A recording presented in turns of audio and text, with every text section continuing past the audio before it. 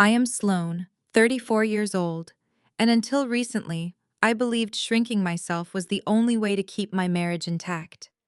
At a lavish gathering inside my own $2 million home, my mother-in-law humiliated me in front of my 3-year-old son while my husband demanded I apologize or get out. So I simply smiled, picked up my child, and walked away. They thought they were kicking me out of a life my husband provided. They had absolutely no clue that I actually owned the very floor they were standing on. Before I continue this story, let me know where you are watching from in the comments below. Hit like and subscribe if you have ever had to stand up to a toxic family that severely underestimated your worth. The crystal chandelier above our custom mahogany dining table cast a warm glow over the spread of expensive catered food, but the atmosphere in the room was anything but welcoming. We were hosting a celebratory family dinner for my husband Gavin, who had just received a minor promotion at his mid-level corporate sales job. Gavin sat at the head of the table wearing a pristine navy blue tailored suit, his chest puffed out, looking every bit the master of the house he pretended to be. I sat near the kitchen entrance wearing gray sweatpants and an oversized white t-shirt. I had spent the entire morning wrangling our 3-year-old son Leo, coordinating the frantic catering delivery, and quietly managing a critical server crisis for my business on my phone. I am the founder and chief executive officer of a business-to-business data analytics firm. My company operates entirely remotely, which allows me the flexibility to work from home. However, in the narrow, judgmental eyes of my husband's family, working from home meant I was basically unemployed. To them, I was just a lazy housewife who played games on her laptop all day, while their golden boy carried the crushing financial weight of our entire existence on his broad shoulders. I had intentionally cultivated this illusion over the years. Early in our relationship, I realized Gavin had an incredibly fragile ego when it came to money and success. He needed to feel like the ultimate provider, the big man in charge who took care of his helpless wife. So when I sold my first technology startup for a massive profit before we even got married, I quietly hid the money in a wealth management entity called Apex Holdings. Apex bought the stunning $2 million house we currently lived in. Apex paid in cash for the sleek Porsche Panamera parked in our circular driveway. I let Gavin pay the monthly utility bills and buy the groceries, allowing him to boast loudly to his family that he gave me a life of pure luxury. That was my first and most profound mistake. Giving a raging narcissist the illusion of supreme power only makes them cruel and entitled. Patricia, my mother-in-law, sat to Gavin's immediate right. She was a bitter, demanding woman who practically breathed judgment, constantly looking down her nose at anyone she deemed beneath her precious son. Her eyes tracked my every movement throughout the meal, filled with unmistakable disdain.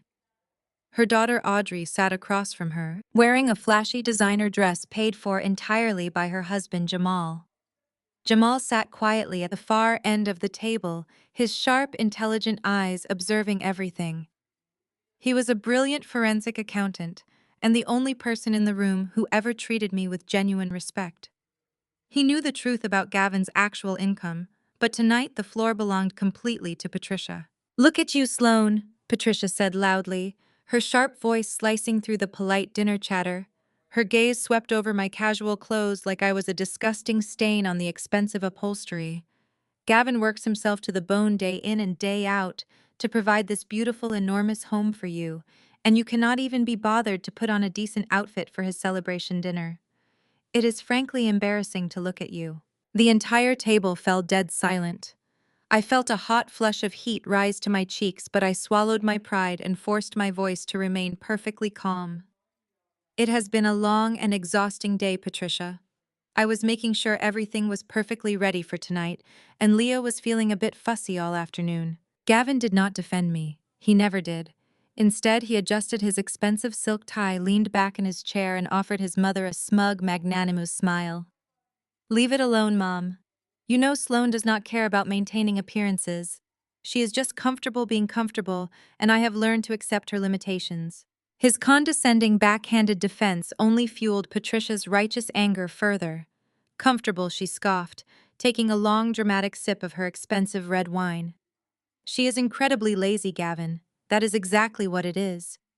You buy her this magnificent house, you pay for everything she has, and she just sits around doing her fake computer work all day long. I simply do not understand how you tolerate a wife who contributes absolutely nothing of value to this family. You deserve a sophisticated woman who acts like a true partner, not an oversized dependent. My hands gripped my napkin tightly under the solid mahogany table. Fake computer work. My firm generated millions in profit, easily paying the taxes on the massive roof over her head. But I bit my tongue to keep the peace. Patricia then leaned forward, deliberately targeting my young son. I worry about little Leo, she sneered maliciously. How can he ever learn ambition or discipline watching his mother lounge around in dirty sweatpants? You are severely stunting his development because you are simply too lazy to parent him. My polite restraint shattered completely and utterly that instant. You can criticize my clothes, Patricia, I said, my voice dropping to an icy register that commanded the room. You can insult my career and mock my presence, but do not ever speak about my son or my ability to raise him. You know nothing about the mother I am. Audrey gasped, dramatically pressing a hand to her chest. Patricia's jaw dropped, her face turning crimson. How dare you speak to me that way in my son's house, she shrieked, pointing a shaking finger across the table. Gavin, are you going to let this woman talk to your mother like this? Gavin saw his opportunity to play the patriarch. He stood up abruptly, his chair scraping loudly against the hardwood floors.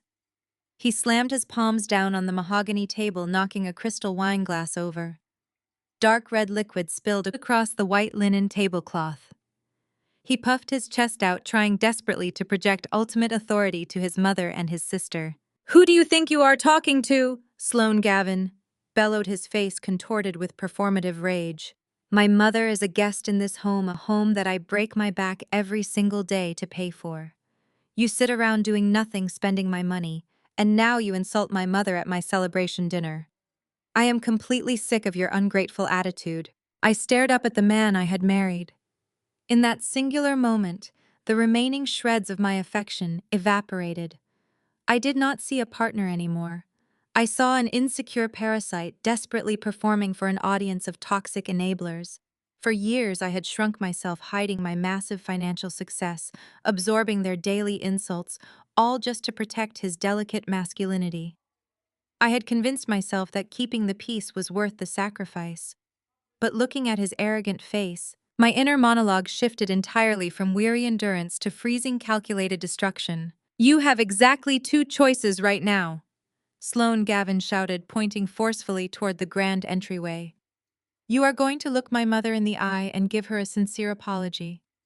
Either you apologize to my mother right this second, or you pack your things and get out of my life. Get out of my house. The silence that followed was suffocating. Audrey leaned forward with a malicious smirk, eagerly waiting to watch me break down in tears and beg for forgiveness. Patricia crossed her arms, her chin lifted in absolute triumph. Jamal simply watched me from the far end of the table. He did not say a word, but his sharp eyes met mine, and I saw a silent flash of solidarity in his expression. He knew what Gavin did not. I stood up slowly, pushing my chair back with complete composure. I smoothed down the fabric of my gray sweatpants. I did not cry. I did not scream. I simply looked Gavin directly in his eyes and delivered my answer with a voice as calm and steady as a flat line. Fine, I will go. Gavin blinked, visibly taken aback by my lack of hysterics. His bluff had been called, but his pride would not allow him to back down in front of his audience. Good, he spat, crossing his arms to match his mother. Leave. See how long you last out there in the real world without my paycheck funding your lazy lifestyle. I turned my back on the dining room and walked down the hallway into the spacious living room. My 3-year-old son Leo was sitting quietly on the plush rug, playing with his wooden blocks, unaware of the toxic explosion that had just occurred in the next room. I knelt down, kissed the top of his head, and scooped his warm body into my arms. You are coming with Mommy, sweetie, I whispered softly into his ear. I walked over to the entry table where we kept our daily essentials. I grabbed my designer handbag, sliding the strap over my shoulder. Then I reached into the decorative ceramic bowl and picked up the heavy silver key fob, holding the keys to the Porsche Panamera. The metallic sound echoed sharply in the cavernous foyer. Gavin and Patricia had followed me into the hallway, eager to supervise my humiliating exit. When Patricia saw the keys in my hand, her smug expression instantly transformed into frantic outrage. "What do you think you are doing with those keys?" Patricia shrieked, her voice echoing off the high ceilings. "You put those down right now. You are not taking that car. My son works too hard for you to steal his luxury vehicle. Gavin paid for that Porsche." I ignored her completely. I opened the heavy oak front door and stepped out into the cool evening air, carrying my son securely against my hip.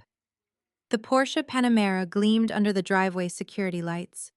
I pressed the unlock button on the fob, and the car chirped happily, its headlights flashing in the dark. Gavin marched out onto the front porch, his face flushed with genuine anger now. "Sloan, leave the car," he ordered forcefully. "You do not get to take the Porsche. Walk to a bus stop or call a cab. You are not taking my property." Patricia scurried down the porch steps, chasing me down the paved driveway in her expensive heels. "Leave the car," she screamed, waving her hands wildly. "You ungrateful thief! Leave the car!" I reached the driver's side door, opened the rear compartment, and carefully strapped Leo into his specialized car seat. I made sure he was perfectly secure, gave him a reassuring smile, and then closed his door. I opened the driver's side door and stood behind it, finally turning to face my husband and his mother. They stood together on the manicured lawn, breathing heavily, looking like a pair of victorious monarchs banishing a peasant from their kingdom. I looked at Patricia, furious red face.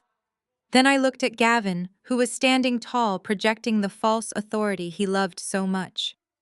I flashed them a cold, brilliant, entirely unbothered smile. "Have a wonderful evening, Gavin," I said smoothly. I slipped into the driver's seat and pulled the door shut with a heavy, satisfying thud. I instantly locked the doors. Through the tinted glass, I could see Patricia rushing forward, slapping her open palm against the passenger side window, mouthing angry demands that I could no longer hear. I started the engine. The powerful motor roared to life, a deep, rumbling growl that vibrated through the leather seats.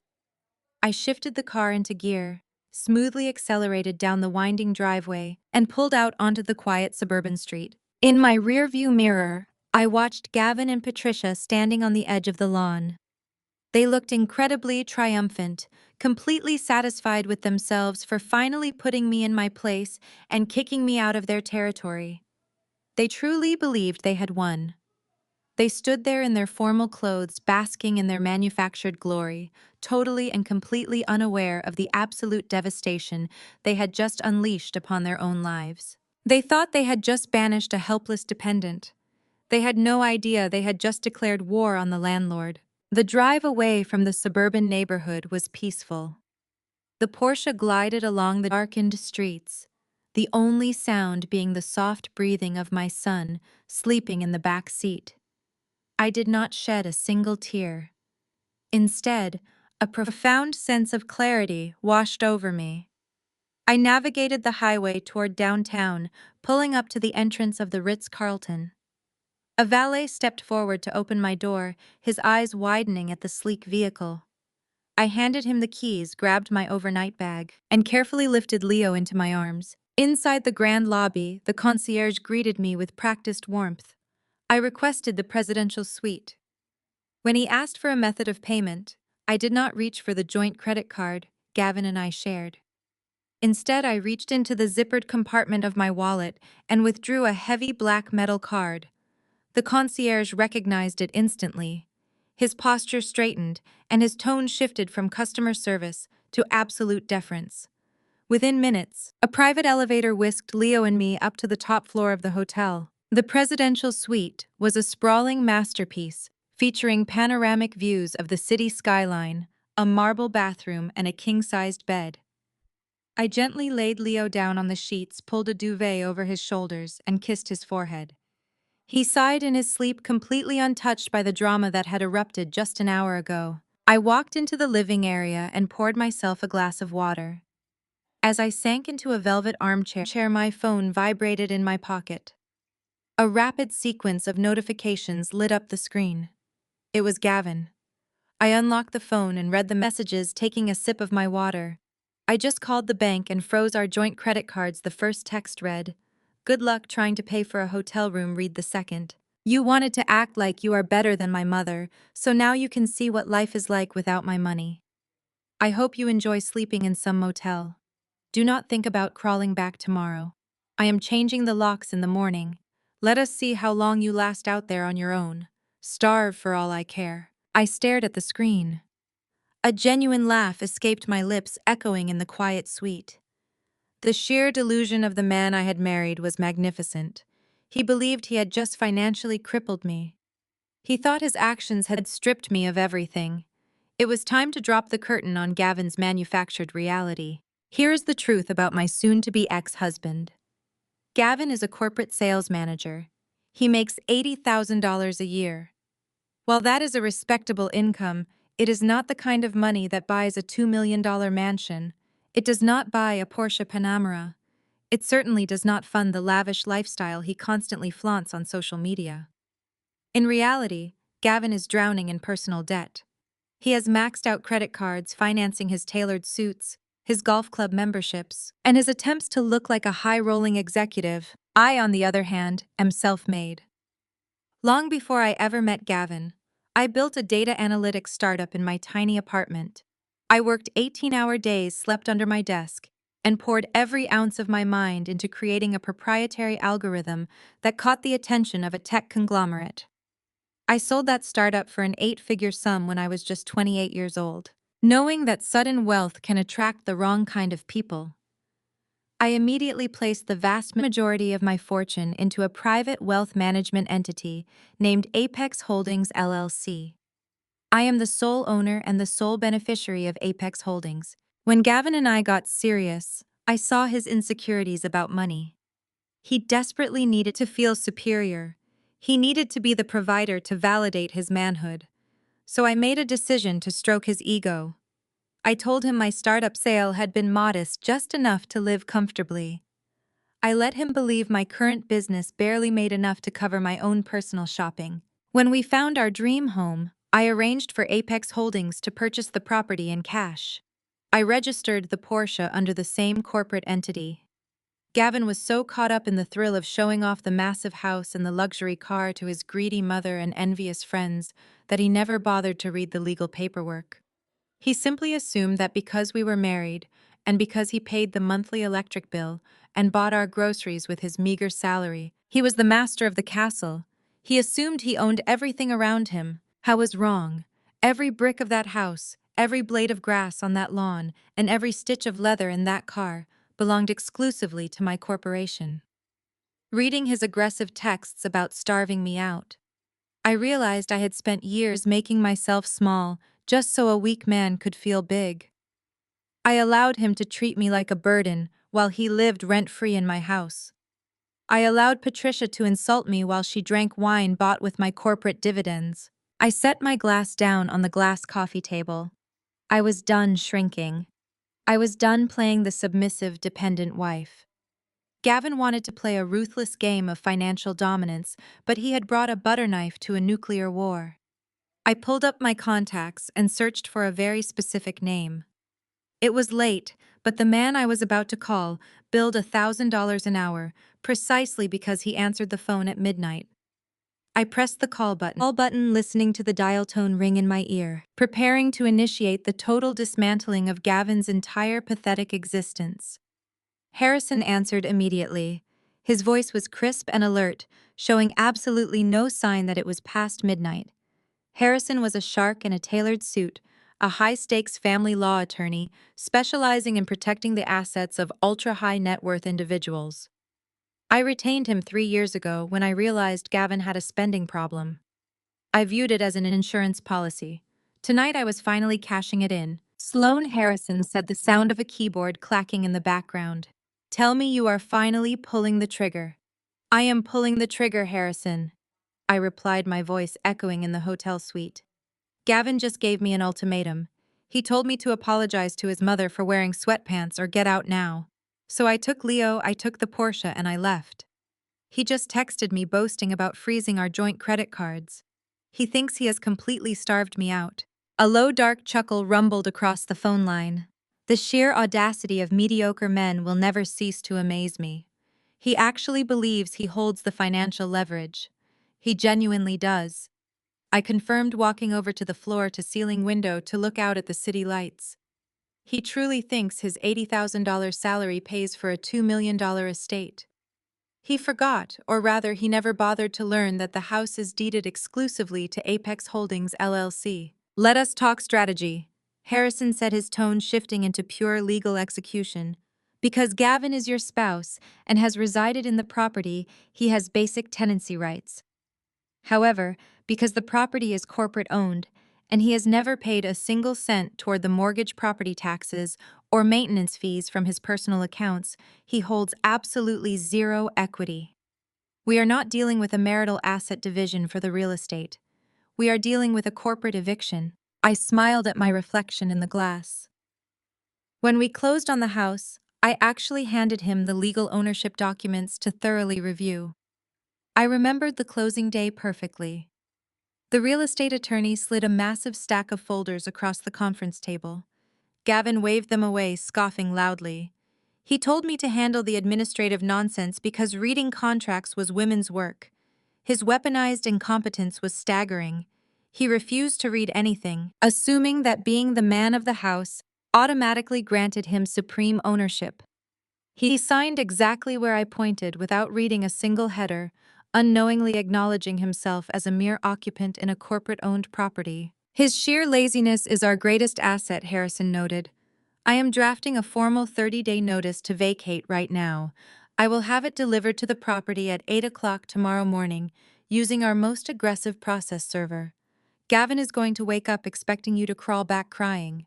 Instead, he is going to be handed a legally binding eviction notice from your corporation. Make it airtight, I instructed. He is going to panic and call a lawyer. I want any attorney he hires to take one look at the deed and tell him he is completely screwed. Consider it done, Harrison replied. The corporate veil on Apex Holdings is impenetrable. Now let us discuss his personal finances. He mentioned freezing the joint cards. Do you have access to your personal operating capital? I am sitting in the presidential suite at the Ritz-Carlton, paying with my corporate black card, I said smoothly. The joint accounts he froze have a combined balance of less than $5,000. I kept them active simply to let him feel like he was managing our household budget. My actual wealth is completely insulated in blind trusts and offshore holding accounts he does not even know exist. Perfect, Harrison said. Now regarding Gavin's personal debt. I ran a soft background check on him last quarter when we updated your estate planning. He is drowning. He has 2 secret credit cards maxed out to the limit, mostly spent on designer suits and expensive client dinners. When he is eventually forced to move out, he will not even qualify for a luxury apartment lease on his own. His debt-to-income ratio is disastrous. He built an entire fragile identity on the grand illusion of wealth, I said, feeling cold satisfaction wash over me. He used my assets to make his family think he was a titan of industry.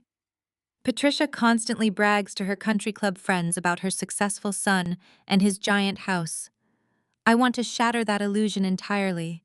I want every single one of his lies exposed. We will systematically execute a financial annihilation, Harrison promised.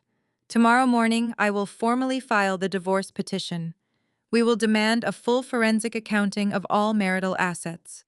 Since you have kept your corporate assets completely segregated and legally protected from commingling, the only assets subject to division will be his pathetic savings and his massive credit card debt. We will leave him with exactly what he brought into this marriage: nothing. What about Leo? I asked, my protective instincts flaring. Gavin is going to use my son as a weapon. He is going to claim I kidnapped him. You are the mother and there is no custody agreement in place yet, Harrison reassured me instantly. You have every right to take your child to a safe location.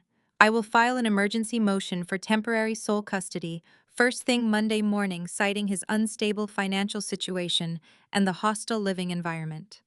Just keep Leo exactly where he is. Enjoy room service.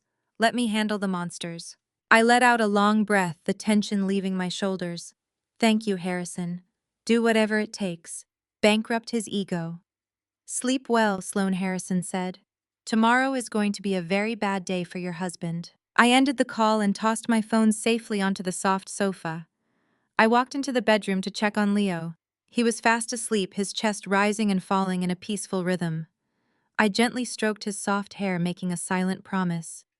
I was going to tear down the toxic empire his father built on my back. I was going to ensure Leo grew up knowing the truth. I walked into the marble bathroom, turned on the rain shower, and let the hot water wash away the woman Gavin thought I was. The submissive, quiet wife finally died.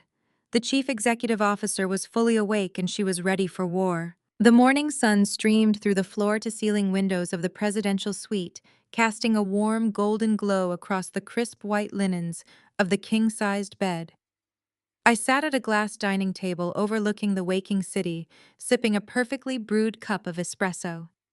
Leo was seated happily across from me, his face smeared with fresh strawberry jam as he devoured a towering stack of room service pancakes.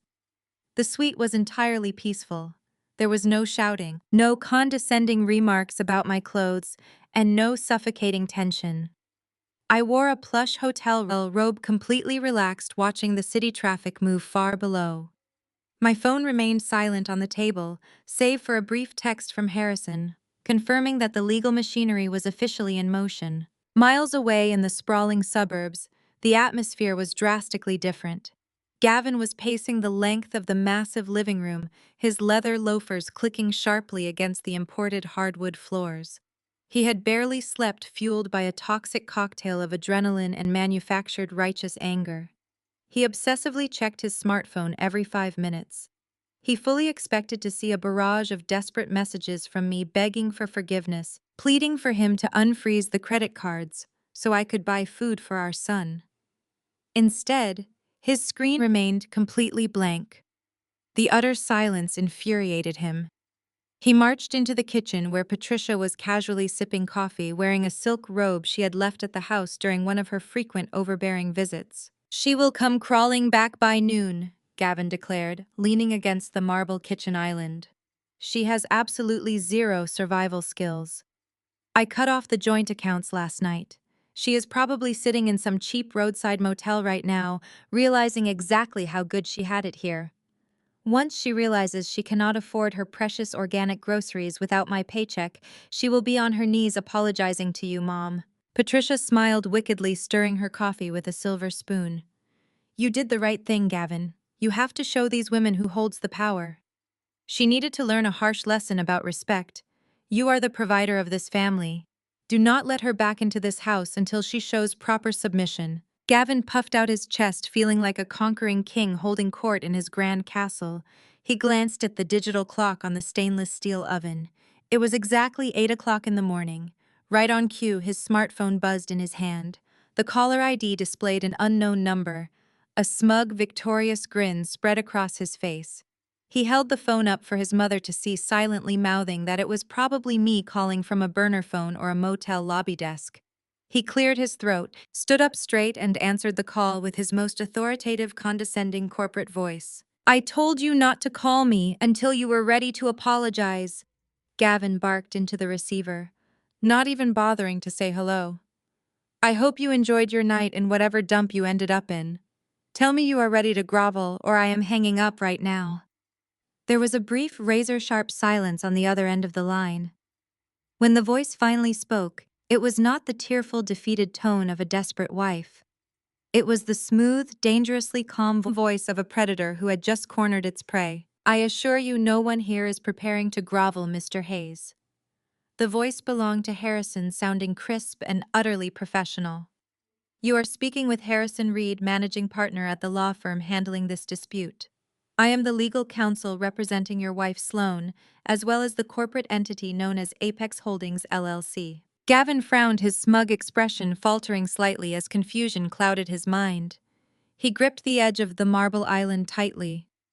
"I do not care who you are or what fake corporate nonsense you are talking about. Put my wife on the phone immediately.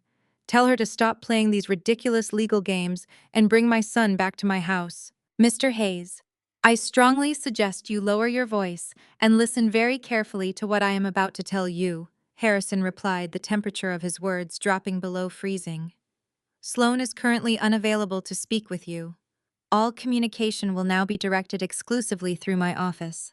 Furthermore, I am officially advising you that you are gravely mistaken about the ownership of the property you are currently occupying. Gavin let out a harsh barking laugh, glancing at Patricia, who was now watching him with growing concern. What kind of garbage is this? I am standing in the middle of my own $2 million home. I pay the electric bills. I am the man of the house. Tell Sloane to stop wasting her time and money on lawyers before I get really angry. You pay the utility bills, yes, Harrison agreed smoothly. However, paying for electricity does not grant you equity in a property you do not own. You did not read the closing documents when you moved in, did you? Let me enlighten you.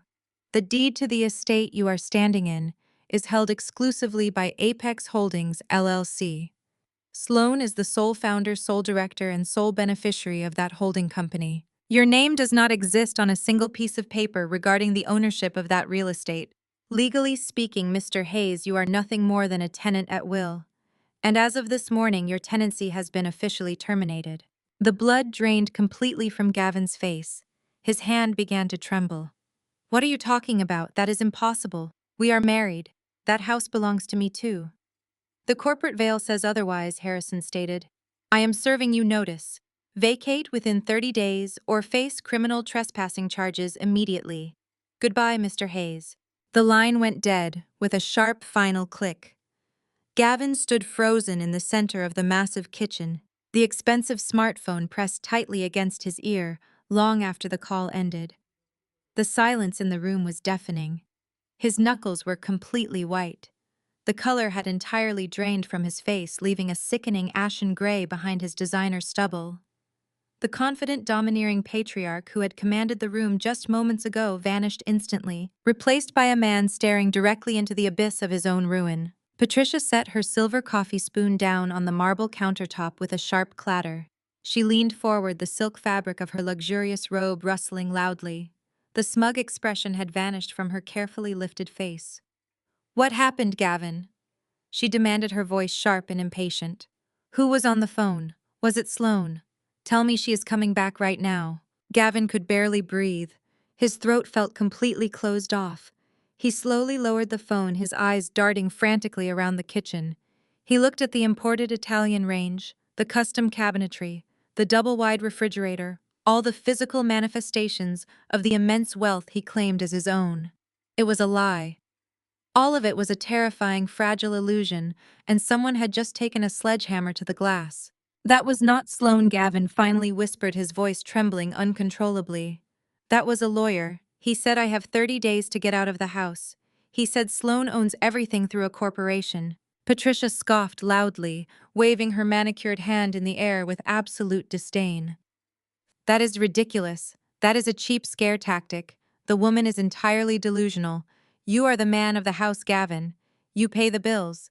You are legally entitled to half of everything she has, and this house is yours. Go to the office right now and get the deed. We will call our own lawyer and crush this pathetic little rebellion before lunch. Gavin did not wait for her to finish. The adrenaline finally kicked in raw and frantic. He turned and sprinted out of the kitchen, his leather loafers sliding dangerously on the polished hardwood floors. He ran down the long hallway toward the custom-built home office at the back of the estate. He threw open the heavy double doors and flipped on the overhead lights. The room was a monument to his manufactured success, filled with leather-bound books he never read, and a massive mahogany desk he barely used. He rushed behind the desk and yanked open the heavy bottom drawer, pulling out a stack of thick manila folders. He tossed them recklessly onto the leather desk blotter. Bank statements, utility bills, and country club receipts scattered everywhere. He shoved them aside, his breathing turning into panicked gasps. Where are the closing documents? He muttered feverishly, pulling out another drawer and dumping its contents entirely on the floor. Patricia appeared in the doorway, clutching the lapels of her silk robe. Her eyes widened at the chaotic scene. Gavin stopped tearing the room apart like a madman. Use the wall safe. You put the most important documents in the wall safe when you bought the place. Gavin spun around, rushing to the large oil painting hanging on the far wall. He shoved the frame aside, revealing the steel keypad of the wall safe. His hands were shaking so violently that he miskeyed the code twice. He cursed loudly, forced himself to take a breath, and punched in the correct numbers on the third try. The heavy steel door clicked open. He reached inside and pulled out a thick black leather binder. The gold lettering on the front read, "Closing Documents." He slammed the binder down on the desk, flipping past the title page with frantic tearing motions. He bypassed the standard inspection reports and the neighborhood association rules, searching desperately for the official property deed and the title of transfer. He found the heavy stock paper of the warranty deed.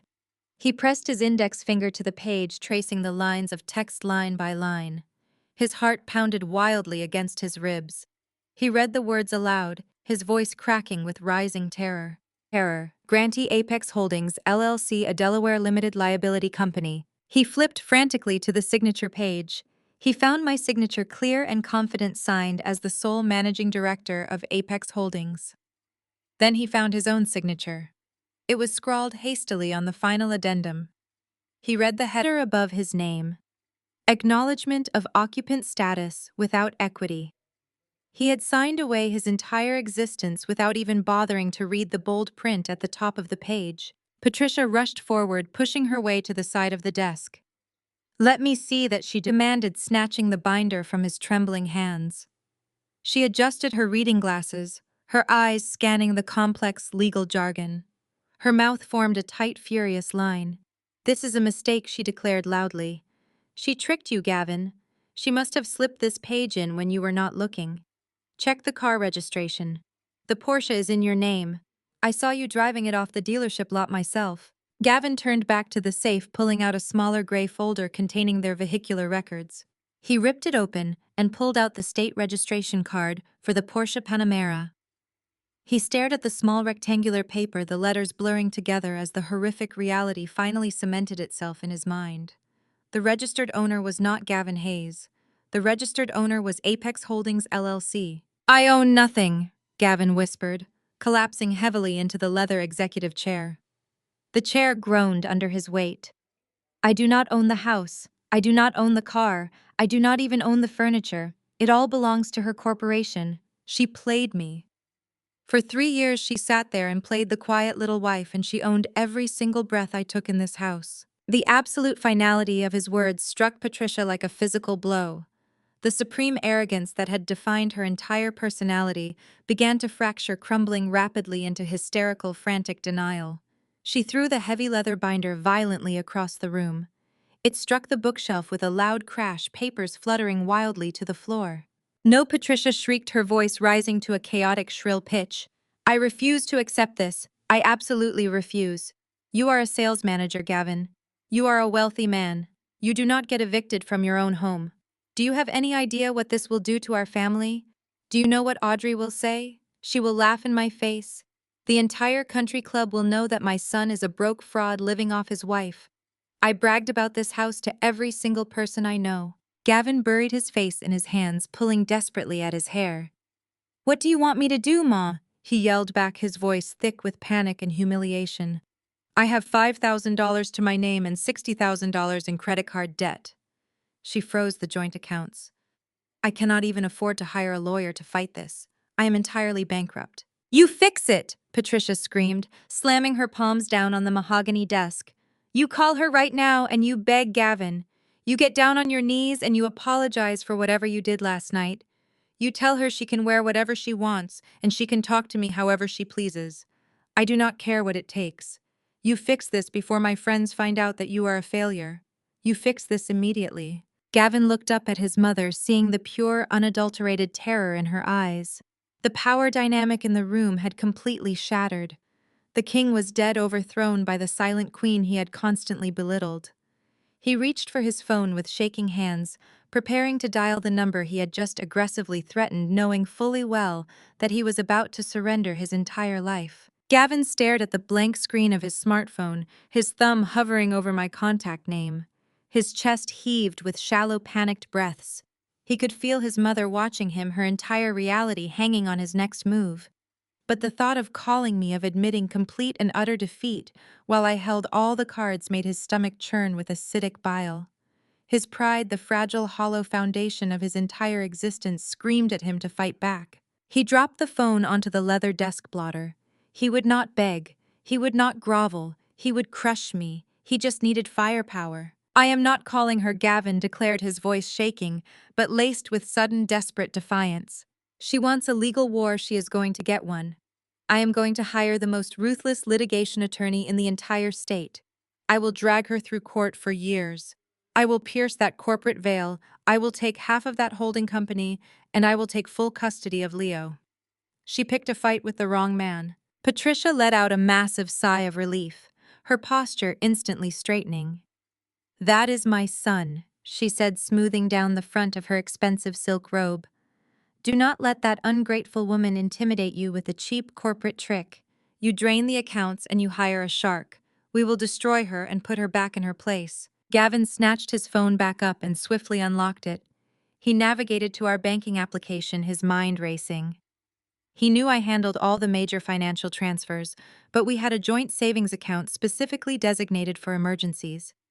In his mind, that account held at least $100,000. It had to.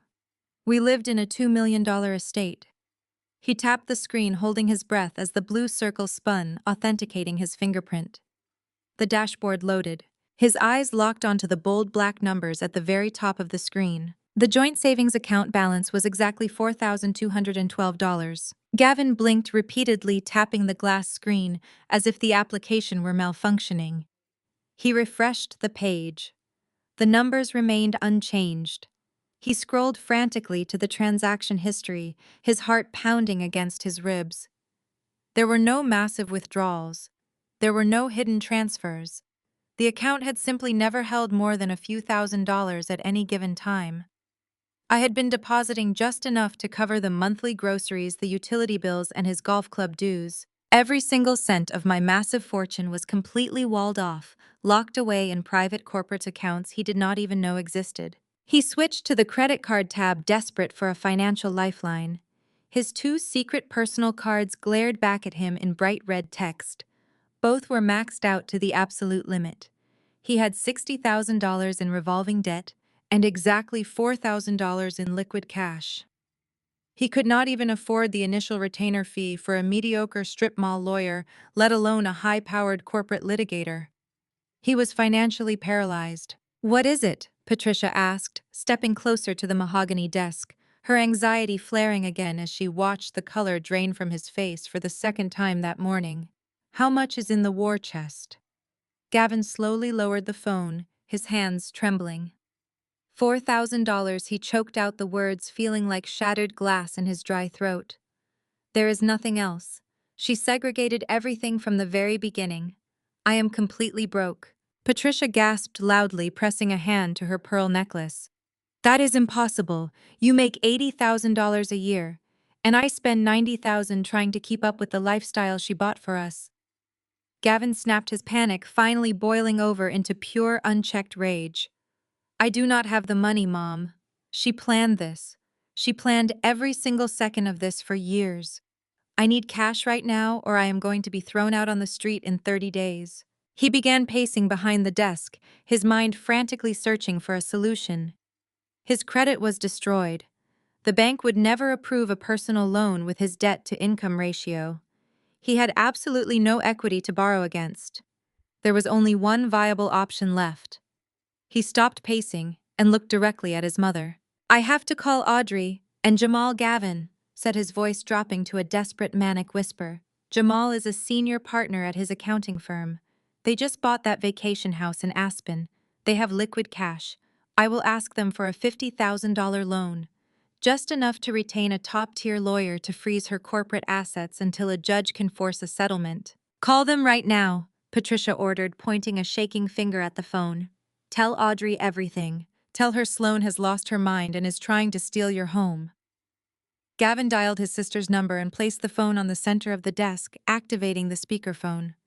The line rang 3 times before Audrey answered.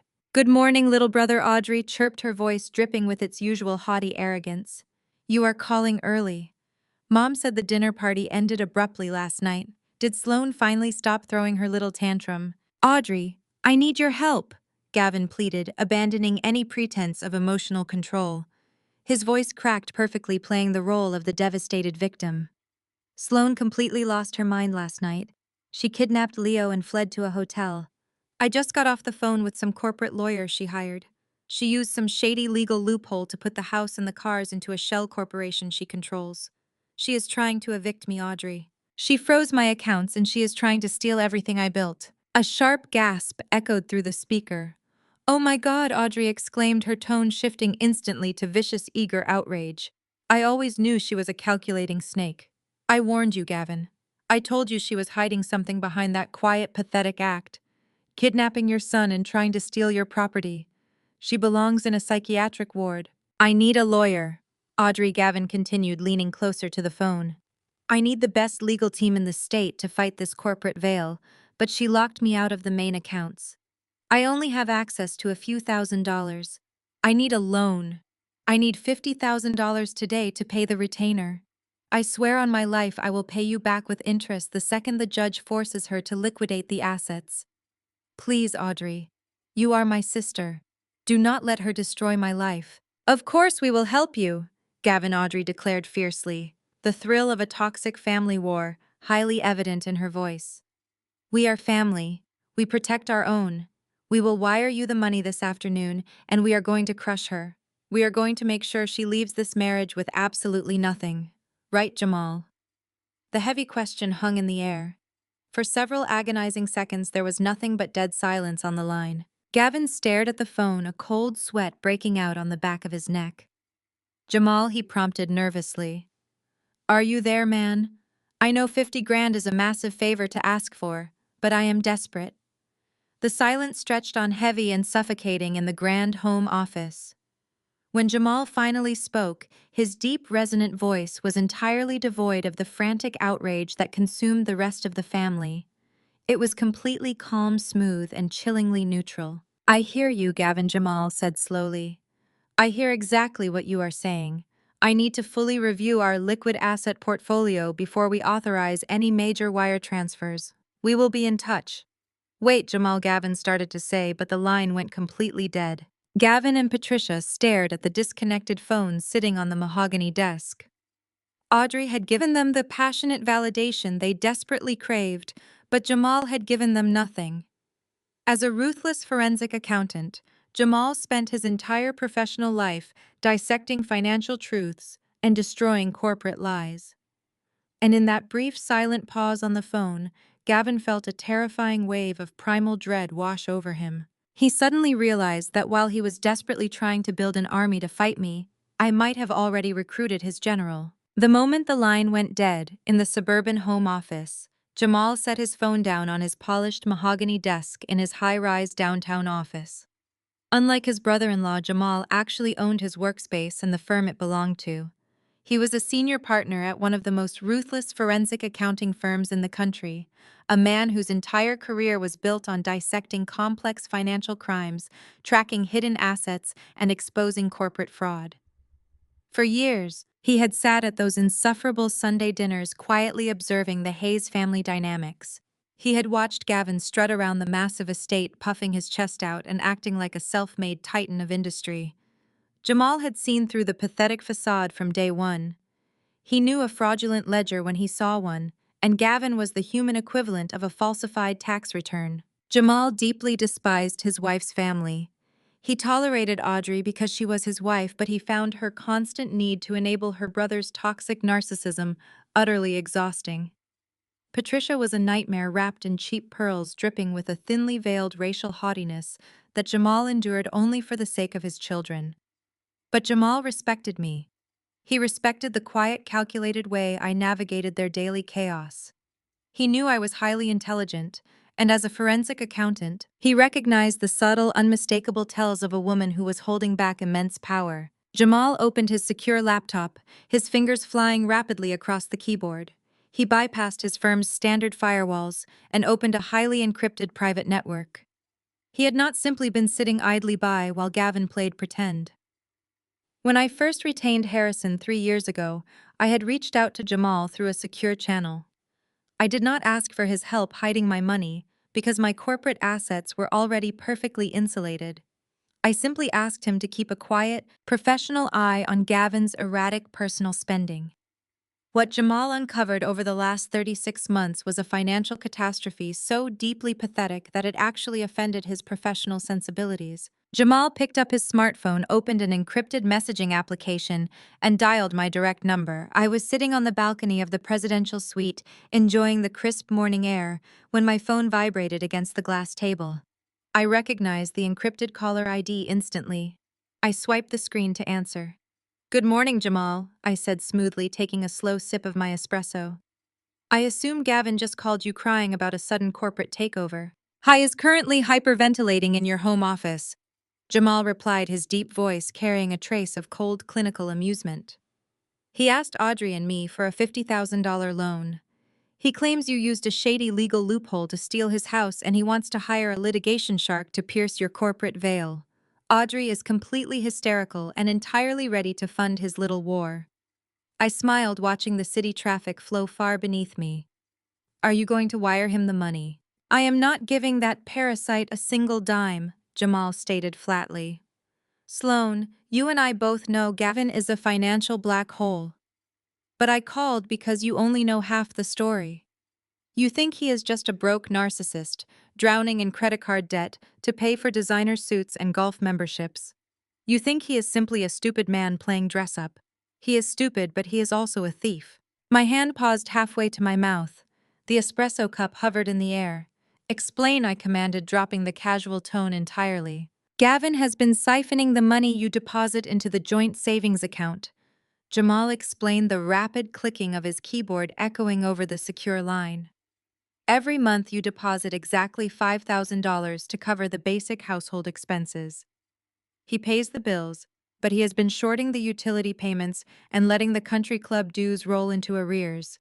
He skims roughly $2,000 off the top every single month."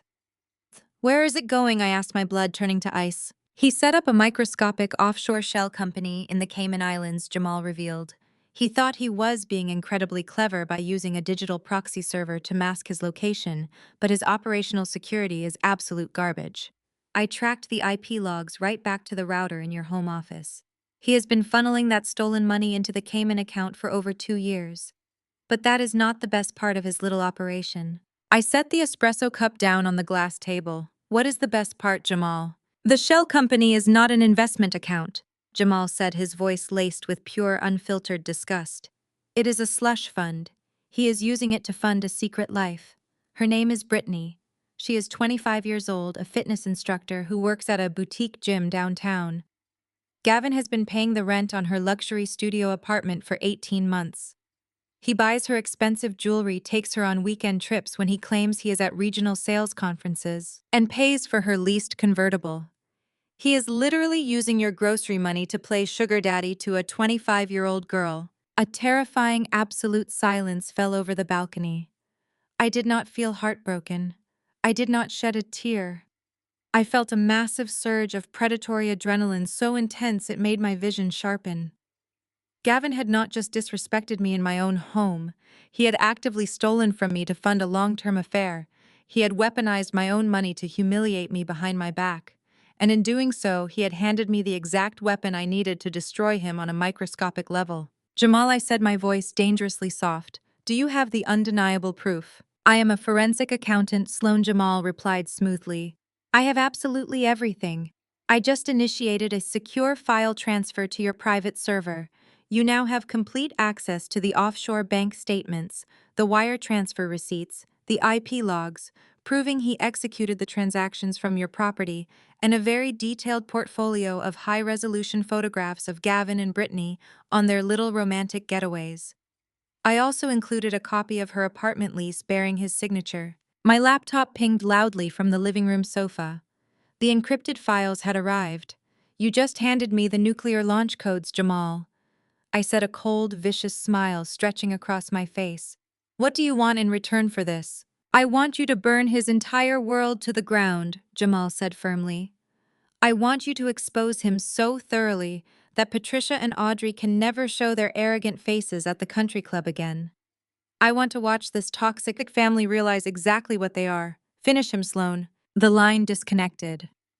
I stood up from the balcony chair and walked into the suite.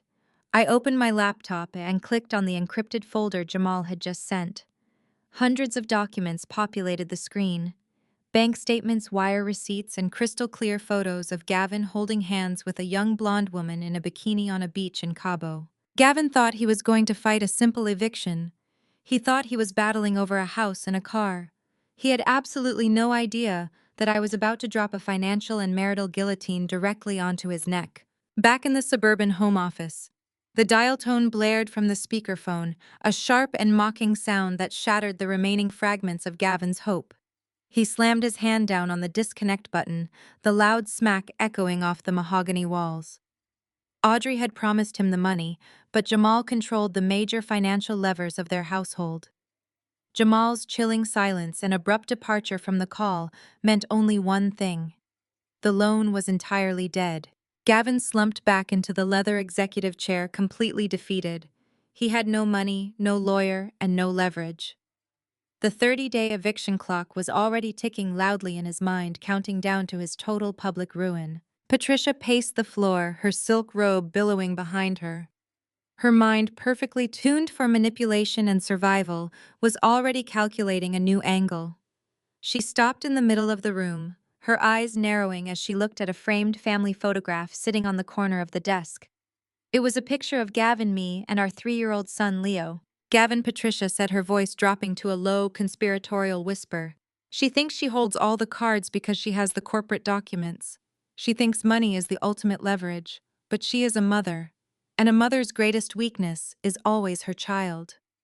Gavin looked up, his bloodshot eyes tracing his mother's gaze to the photograph. What are you saying? I am saying you need to act like a father, Patricia commanded, stepping closer to the desk.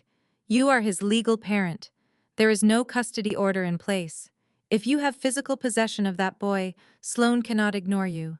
She will not hide behind some corporate lawyer if you have Leo. She will drop the eviction. She will sign over the house. She will do absolutely anything you demand if it means getting her son back. We use the boy to break the mother. A dark, desperate light flickered in Gavin's eyes. The sheer malice of the plan bypassed his moral compass, entirely appealing directly to his injured ego. It was the ultimate power play. If I wanted to strip him of his house and his manufactured wealth, he would strip me of the one thing I loved more than anything in the world. Hi is at preschool, Gavin said, his heart rate accelerating as the adrenaline rushed back into his veins. It is 9 o'clock on a Tuesday morning. She is absolutely obsessed with his routine and his early childhood development classes. She took him to the hotel last night, but I guarantee she dropped him off this morning before going to meet with her legal team. She would never disrupt his schedule. Then we go right now, Patricia ordered, already turning toward the door. We walk in there. We smile at the administration, and we pull him out of class for a family emergency. We bring him back to this house. We lock the doors, and then you call your arrogant wife and tell her the new terms of her surrender. 10 minutes later, Gavin and Patricia were speeding down the suburban streets in Patricia's luxury sedan. The Porsche was gone, a bitter reminder of my sudden departure, but Gavin gripped the passenger side handle tightly, his mind racing with vindictive anticipation. He rehearsed his lines, practicing the exact facial expressions he would use to charm the preschool staff. He had spent his entire adult life selling people things they did not need. Selling a fake family emergency to a receptionist would be effortless. Oak Creek Academy was an exclusive high-security preschool catering to the children of the city's elite. The campus was surrounded by wrought iron fences, manicured hedges, and high-definition security cameras. Patricia pulled the sedan into the circular driveway, parking directly in front of the grand entrance. Showtime, Gavin muttered, adjusting the collar of his designer polo shirt. They walked up the paved pathway together. Patricia smoothed out her elegant blouse, instantly transforming her furious demeanor into the warm, glowing presence of a doting grandmother. Gavin stood tall, rolling his shoulders back to project the image of a calm, concerned father. They approached the heavy glass security doors. Gavin pressed the silver intercom button. Yes, how can I help you? A cheerful voice crackled through the speaker. Hi there, Gavin said, projecting deep fatherly warmth. It is Gavin Hayes. I am here to pick up my son, Leo Hayes. We have a bit of a sudden family situation, and we need to get him out of class a little early today. Of course, Mr. Hayes, the voice replied. The electronic lock buzzed loudly and the heavy glass doors swung open. Gavin and Patricia stepped into the pristine, brightly lit reception area. The walls were decorated with colorful educational posters and expensive artwork. Behind a curved wooden desk sat a young receptionist typing away at a computer terminal.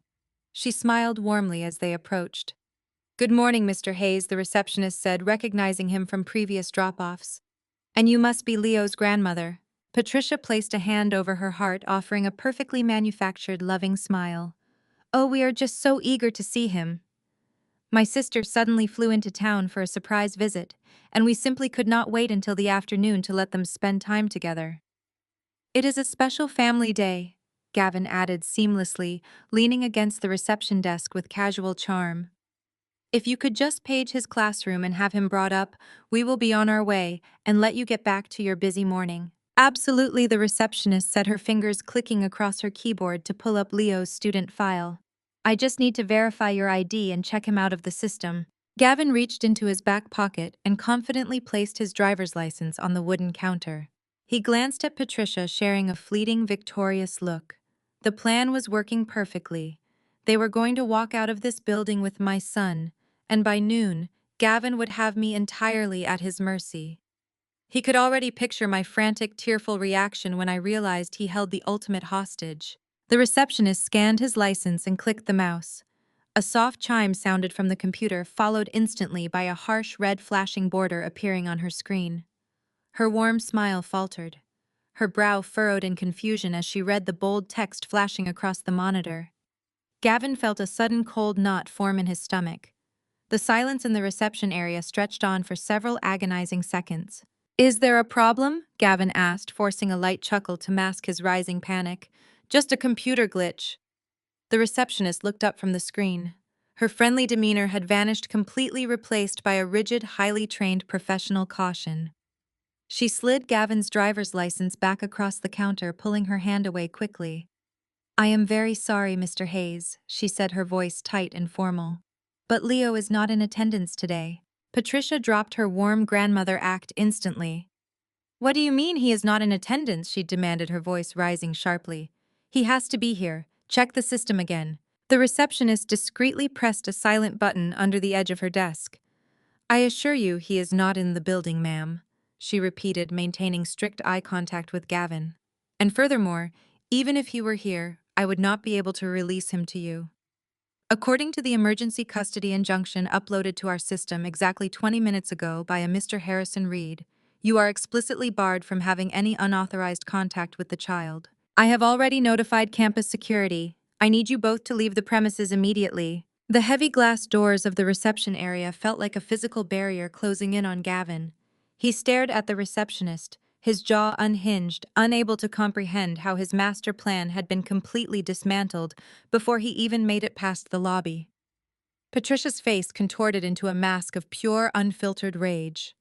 She slammed her hands against the wooden counter, screaming that she demanded to speak to the principal immediately. Two uniformed campus security officers materialized from the hallway, their hands resting cautiously on their duty belts. They firmly escorted Gavin and Patricia out of the building, pushing them back out into the bright morning sun. Gavin stumbled down the paved pathway, his mind reeling. He looked toward the wrought iron gates of the academy, desperate to reach the safety of his mother's luxury sedan. But his escape route was already blocked. I was standing directly in front of the main gates, completely blocking their path to the circular driveway. I was not wearing my sweatpants anymore. I wore a tailored slate gray designer suit, a visual declaration of absolute authority. Flanking me on either side were two massive men in dark suits. They were private security contractors Harrison had retained for me that morning, highly trained professionals who stood with the rigid, intimidating posture of ex-military personnel. They crossed their arms, creating an impenetrable human wall between my family and the street. Gavin stopped dead in his tracks. His arrogant swagger evaporated the moment he saw the two giant men standing beside me. Patricia, however, possessed no such self-awareness. The sight of me standing there completely in control severed the last remaining thread of her sanity. She saw several other wealthy mothers walking their children toward the entrance, and she instantly weaponized the audience. Help us! Patricia shrieked, her voice echoing shrilly across the manicured lawns of the prestigious academy. She threw her arms up, playing the role of the hysterical, victimized grandmother perfectly. Somebody call the police. This woman is a kidnapper. She stole my grandson from his home in the middle of the night. She is trying to keep a little boy away from his loving family. Help us. A few parents paused, their eyes widening at the chaotic spectacle. A mother holding a designer diaper bag pulled her toddler closer to her leg, whispering frantically to another parent. The audience was watching just like Patricia wanted. She expected me to shrink, to apologize, to drag my security team away, in an effort to avoid a public scandal. She thought I was still the quiet, submissive daughter-in-law who prioritized keeping the peace over asserting my boundaries. I did not move a single inch. I stood perfectly still, letting the morning breeze rustle the fabric of my suit. I let her scream. I let her make a complete and utter fool of herself in front of the very social class she so desperately wanted to impress. The private contractors did not even flinch. They just stared at Gavin, daring him to take a step closer. Gavin realized the optics of the situation much faster than his mother did. He saw the wealthy parents pulling out their smartphones, whispering, judging the hysterical woman screaming on the sidewalk. He stepped forward, trying to salvage his shattered pride, raising a finger toward my face. "You think you can just hire a couple of goons to keep me away from my own son?" Gavin snarled, trying to project strength he did not possess. "You are insane, Sloane. You cannot keep Leo from me. I am his father. I will call the cops right now and tell them you are holding him." Security team.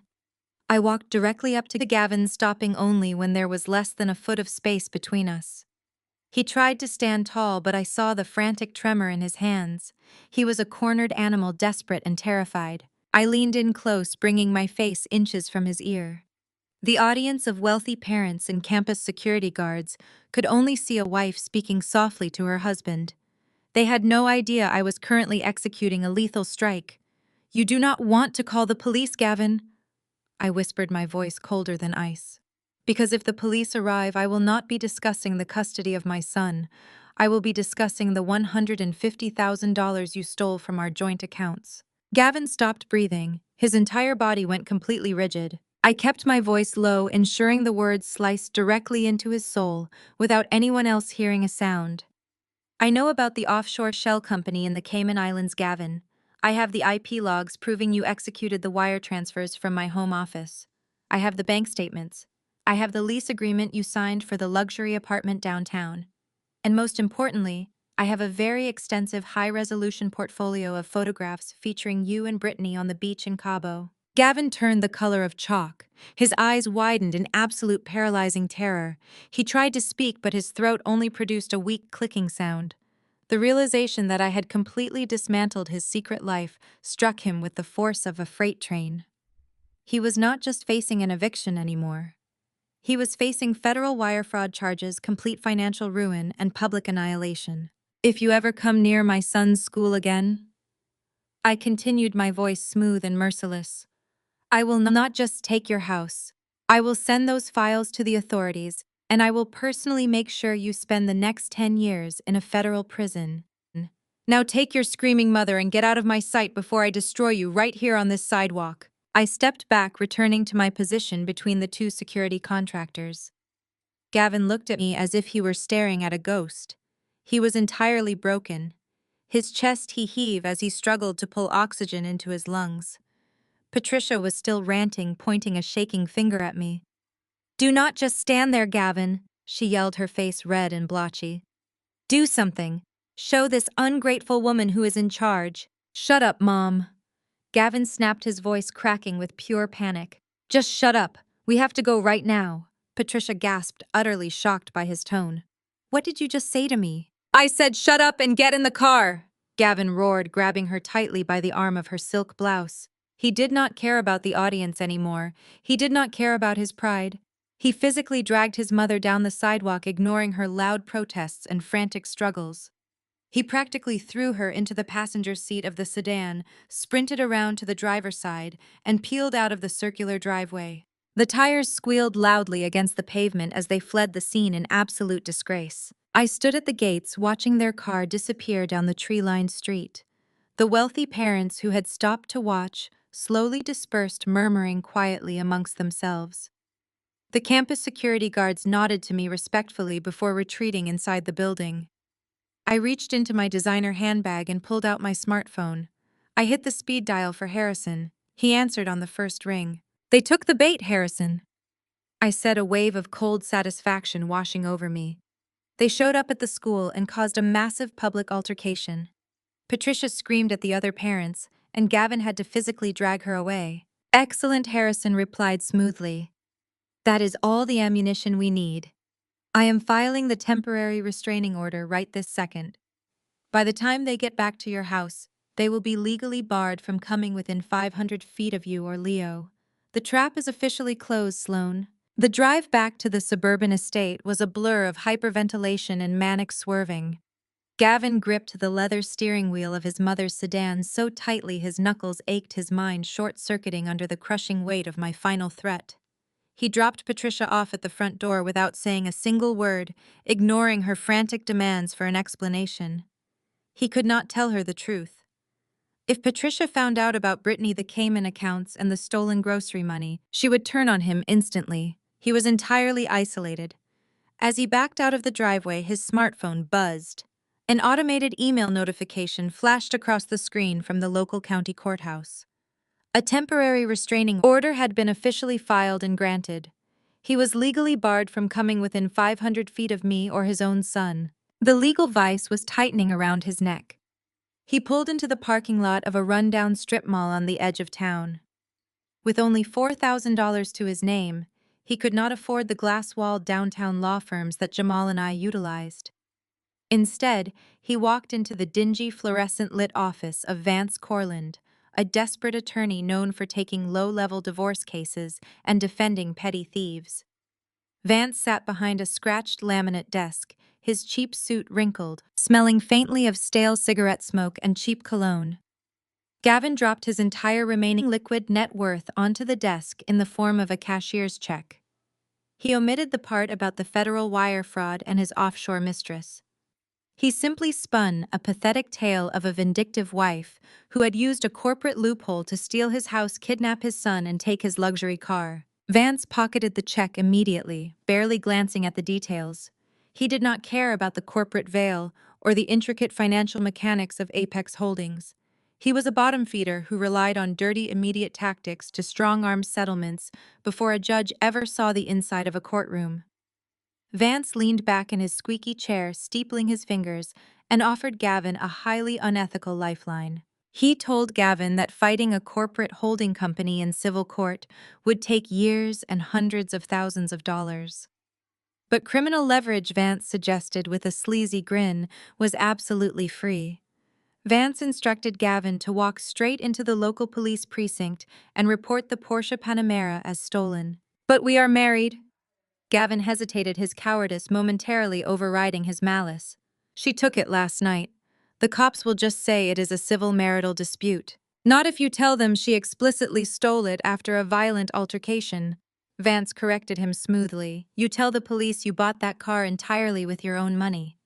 You tell them you demanded she leave the keys, but she took them by force. The police do not have time to look up corporate registrations on a Tuesday afternoon. They will run the plates, see it registered to a business address, and issue a felony traffic stop. They will pull her over, drag her out of that driver's seat in handcuffs, and throw her in a holding cell. Once she is sitting behind bars facing grand theft auto charges, I guarantee you she will drop the restraining order and negotiate the house." A twisted, euphoric thrill shot straight through Gavin's veins. The sheer cruelty of the plan intoxicated him. He did not care about the trauma of having the mother of his child arrested at gunpoint. He did not care about the emotional damage it would inflict on Leo if he were in the back seat during a felony traffic stop. All he could see was the glorious mental image of me stripped of my designer clothes, sitting in a cold concrete cell, forced to beg him for mercy. He left the attorney's office feeling like a brilliant tactician. He drove directly to the county police precinct, his confidence completely restored by the illusion of control. The precinct was a chaotic hub of ringing phones, shouting officers, and restless civilians. Gavin bypassed the waiting area and marched directly up to the heavy bulletproof glass of the front desk. He rolled his shoulders back, channeling his best corporate sales persona. He needed to appear like an upstanding tax-paying citizen who had been brutally victimized by an unstable spouse. The desk sergeant, a tired veteran with graying hair, slid a thick stack of paperwork aside and looked up with an expression of profound exhaustion. "I need to report a grand theft auto," Gavin stated loudly, ensuring the other officers in the room could hear his authoritative tone. "My estranged wife stole my vehicle last night. I tried to resolve this privately to protect our family, but she is now refusing to return my property. The vehicle is a late-model Porsche Panamera, black exterior, custom wheels. I know exactly where she is staying and I want officers dispatched to recover it immediately." The sergeant pulled a blank incident report form from a tray and picked up a pen. He asked for Gavin's identification, the vehicle identification number, and the license plate. Gavin confidently rattled off the plate number from memory, his chest swelling with malicious pride. The sergeant typed the information into the precinct database, his eyes scanning the glowing blue screen. He asked Gavin to confirm his relationship with the suspect and the exact timeline of the alleged theft. Gavin lied flawlessly. He painted a harrowing picture of me grabbing the keys in a fit of rage, fleeing the property, and cutting off all communication. He explicitly stated that the vehicle belonged to him, purchased with his hard-earned salary, and that I had absolutely no legal right to operate it. The sergeant hit a final key on his keyboard and printed the preliminary report. He slid it under the glass partition, pointing a thick finger at the signature line on the bottom. He warned Gavin in a bored, monotonous voice that filing a false police report was a serious criminal offense. He asked Gavin if everything he had just stated was the absolute, indisputable truth. Gavin did not even blink. He grabbed the plastic pen chained to the counter and signed his name with a violent, aggressive flourish. He pushed the paper back through the slot, his lips curling into a triumphant sneer. "We will put a flag on the plates," Mr. Hayes, the sergeant said, tossing the paper into an outgoing tray. "If a patrol unit spots the vehicle, they will initiate a stop. You will be notified when it is recovered." Gavin walked out of the precinct and stepped into the bright afternoon sunlight, taking a deep, victorious breath. He imagined the patrol cruisers swarming the Ritz-Carlton parking garage. He imagined the flashing red and blue lights reflecting off the lobby windows. He genuinely believed he had just launched a masterstroke that would break my spirit entirely. He had no idea that by signing that official police document he had just committed perjury. I was completely unaware that he had just handed my legal team the exact rope they needed to hang him legally and publicly once and for all. The afternoon sun glared off the polished hood of the Porsche Panamera as I drove back toward the Ritz-Carlton. Leo was safely asleep at the hotel suite under the watchful eye of a highly vetted private nanny Harrison had arranged. I was returning from a brief meeting at Harrison's downtown office, where we had finalized the financial trap regarding the Cayman Island accounts. I merged onto the luxury shopping avenue, feeling completely in control of the narrative, when I saw the flashing red and blue lights erupt in my rearview mirror. A wailing siren pierced the air. A second patrol cruiser aggressively swerved around a delivery truck, boxing me in from the front. I did not panic. I smoothly engaged the turn signal and pulled the vehicle over to the curb. Through the side mirror, I watched two officers step out of their cruisers. Their hands were resting firmly on their holstered weapons. A felony traffic stop. Gavin had actually done it. Harrison had warned me that desperate men resort to desperate, idiotic measures, and Gavin had just played right into our hands. The lead officer approached my window, his expression grim and commanding. "Turn off the engine and place both hands on the steering wheel," he ordered loudly. I complied, immediately silencing the roaring engine and gripping the leather wheel. "Do you know why I pulled you over today, ma'am?" he asked, his eyes scanning the interior of the car.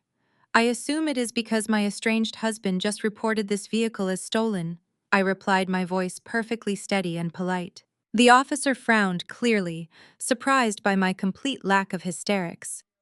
"That is correct," he stated. "Step out of the vehicle, please." I kept my hands visible on the wheel. "Officer, before I do that, I need to inform you that my husband committed perjury this afternoon. The vehicle you pulled over is not registered to Gavin Hayes. It is registered to a corporate entity named Apex Holdings LLC. The registration and the corporate ownership documents proving I am the sole director of that company are sitting inside a blue folder in my glove compartment. May I reach for them? The officer exchanged a hard look with his partner. Proceed slowly, he instructed. I opened the glove compartment, retrieved the crisp blue folder, and handed it through the window along with my driver's license. The officer stepped back, opening the folder. His partner kept a watchful eye on me. The lead officer read the official state registration, the stamped articles of incorporation, and my identification. The grim, authoritative tension drained from his face, instantly replaced by a deep, simmering frustration. He realized exactly what was happening. He and his partner had just been weaponized.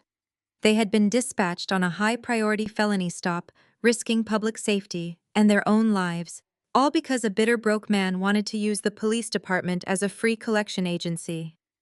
The officer handed the folder back to me, shaking his head in absolute disgust. "Ma'am, I apologize for the inconvenience," he said, his tone entirely shifted to professional embarrassment. "Your husband filed a sworn statement at the precinct an hour ago, claiming he was the sole legal owner of this vehicle." "I understand, officer," I said warmly, slipping the folder back into the glove compartment.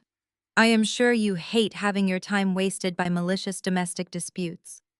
You should also know that my attorney filed a temporary restraining order against Mr. Hayes this morning after he attempted to abduct our son from his preschool." The officer's jaw tightened.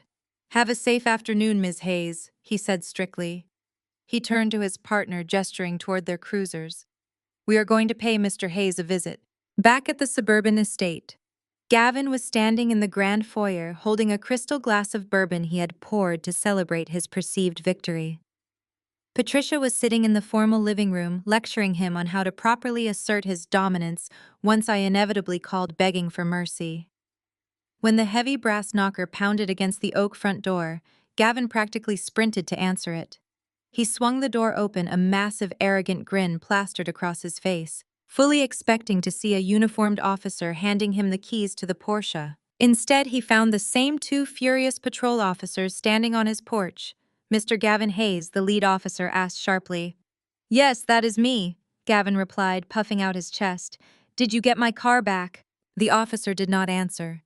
He stepped forward, grabbed Gavin by the shoulder, and violently spun him around, slamming him face first into the heavy oak door. The crystal glass shattered on the imported tile floor, splashing expensive bourbon everywhere. "Gavin Hayes, you are under arrest for filing a false police report and misuse of emergency services," the officer barked, ripping Gavin's arms behind his back. The cold steel of the handcuffs ratcheted tightly around his wrists, biting deep into his skin. "What are you doing?" Gavin shrieked, his voice cracking in absolute terror. "That is my car. My wife stole it. She is lying to you." The officer yanked him backward, dragging him roughly down the porch steps. "We saw the corporate registration, Mr. Hayes. You lied on a sworn document. You have the right to remain silent, and I highly suggest you start using it right now." Patricia rushed to the front door, screaming hysterically as she watched the officers shove her golden boy into the back of a police cruiser. The neighbors, drawn by the commotion, stood on their manicured lawns, watching the entire humiliating spectacle unfold. Gavin pressed his face against the window glass, his illusion of power entirely broken. 3 hours later, the terrifying reality of Gavin's absolute poverty crashed down on Patricia. Gavin was sitting in a concrete holding cell, and the sleazy lawyer Vance had informed her that the bail was set at $10,000 cash. With Gavin's accounts frozen, and Jamal refusing to answer his phone, Patricia was completely out of options. The sun was setting as she parked her luxury sedan in front of a dingy, neon-lit pawn shop in a terrible part of town. She walked inside, her expensive heels sticking to the dirty linoleum floor.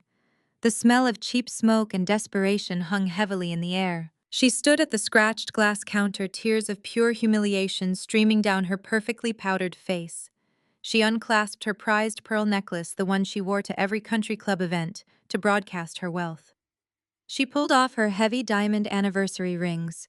She slid them across the counter to a bored, tattooed clerk behind bulletproof glass. The clerk weighed the jewelry, squinted at the diamonds through a dirty loop, and offered her exactly $12,000. Patricia sobbed, nodding in agonizing defeat.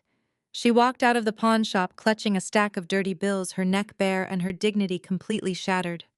She had sacrificed her most prized possessions just to buy her son a few more days of freedom, entirely unaware that the real war had not even started. The morning after, Patricia pawned her pride for her son's freedom. The crisp air of the city felt entirely different. It felt like absolute victory. While Patricia was likely pacing the floors of the empty suburban house, and Gavin was recovering from a night in a county holding cell. I was dressed in a sleek trench coat stepping out of a town car in the upscale financial district. Jamal's meticulous forensic accounting had provided far more than just bank statements and IP logs. He had provided a comprehensive itinerary of Gavin's secret life, mapping out the daily routines of his offshore mistress with frightening accuracy. Brittany was not a malicious mastermind. Jamal had made that abundantly clear during our midnight strategy briefing. She was a 25-year-old aspiring graphic designer from the Midwest, starry-eyed and entirely naive to the vicious realities of men like Gavin. I spotted her sitting at a corner table of a high-end artisanal cafe, sipping an iced matcha latte while scrolling through her tablet. She was pretty in a youthful, unpolished way, wearing a designer cashmere sweater that I recognized instantly. I recognized it because my corporate credit card had paid the invoice for it last November. I walked past the long line of young executives waiting for their morning coffee and approached her table. I did not ask for permission to join her. I simply pulled out the heavy metal chair opposite her and sat down. Brittany looked up from her glowing screen, her brow furrowing in deep confusion. She blinked her large hazel eyes, taking in my tailored designer clothes and the rigid, uncompromising set of my jaw. "Can I help you?" Brittany asked, her voice polite but highly uncertain. "Are you waiting for someone to arrive?" I placed my leather tote bag onto the empty chair beside me. "I am here for you, Brittany," I said, my tone completely devoid of malice or anger. "My name is Sloane Hayes. I believe you know my husband. You know him as Gavin." Brittany froze entirely. The plastic straw slipped from her lips, leaving a drop of green liquid on the marble table. A faint flush of pink crept up her neck, spreading rapidly across her cheeks. Her reaction was not the aggressive defensiveness of a seasoned homewrecker. It was the absolute raw panic of a young woman who had just been caught in a highly uncomfortable and unexpected situation. "I am sorry," Brittany stammered, her eyes darting toward the cafe exit, as if calculating a quick escape route. "I think you have the wrong person. Gavin is not married. He is a venture capitalist. He is completely single. We just started seeing each other a few months ago after meeting at a charity gala." I felt a brief, fleeting flicker of genuine pity for her. Gavin had not just manipulated my life and my finances. He had manufactured an entirely fraudulent existence to trap her as well. He had preyed on her youth, her ambition, and her trust, spinning a complex web of lies funded entirely by my corporate success. I reached into my tote bag and pulled out a thick manila envelope. I did not raise my voice. I did not cause a public scene. I executed the financial assassination with the cold precision of a seasoned executive closing a hostile takeover. I opened the envelope and extracted the first official document. I slid it across the smooth marble surface of the cafe table, stopping right next to her latte. It was a certified copy of my marriage certificate, complete with the raised state seal, the county registrar's signature, and the date of our wedding exactly 5 years prior. Brittany stared at the heavy paper. Her hands began to tremble violently. She reached out slowly, her perfectly manicured fingers tracing the official gold seal.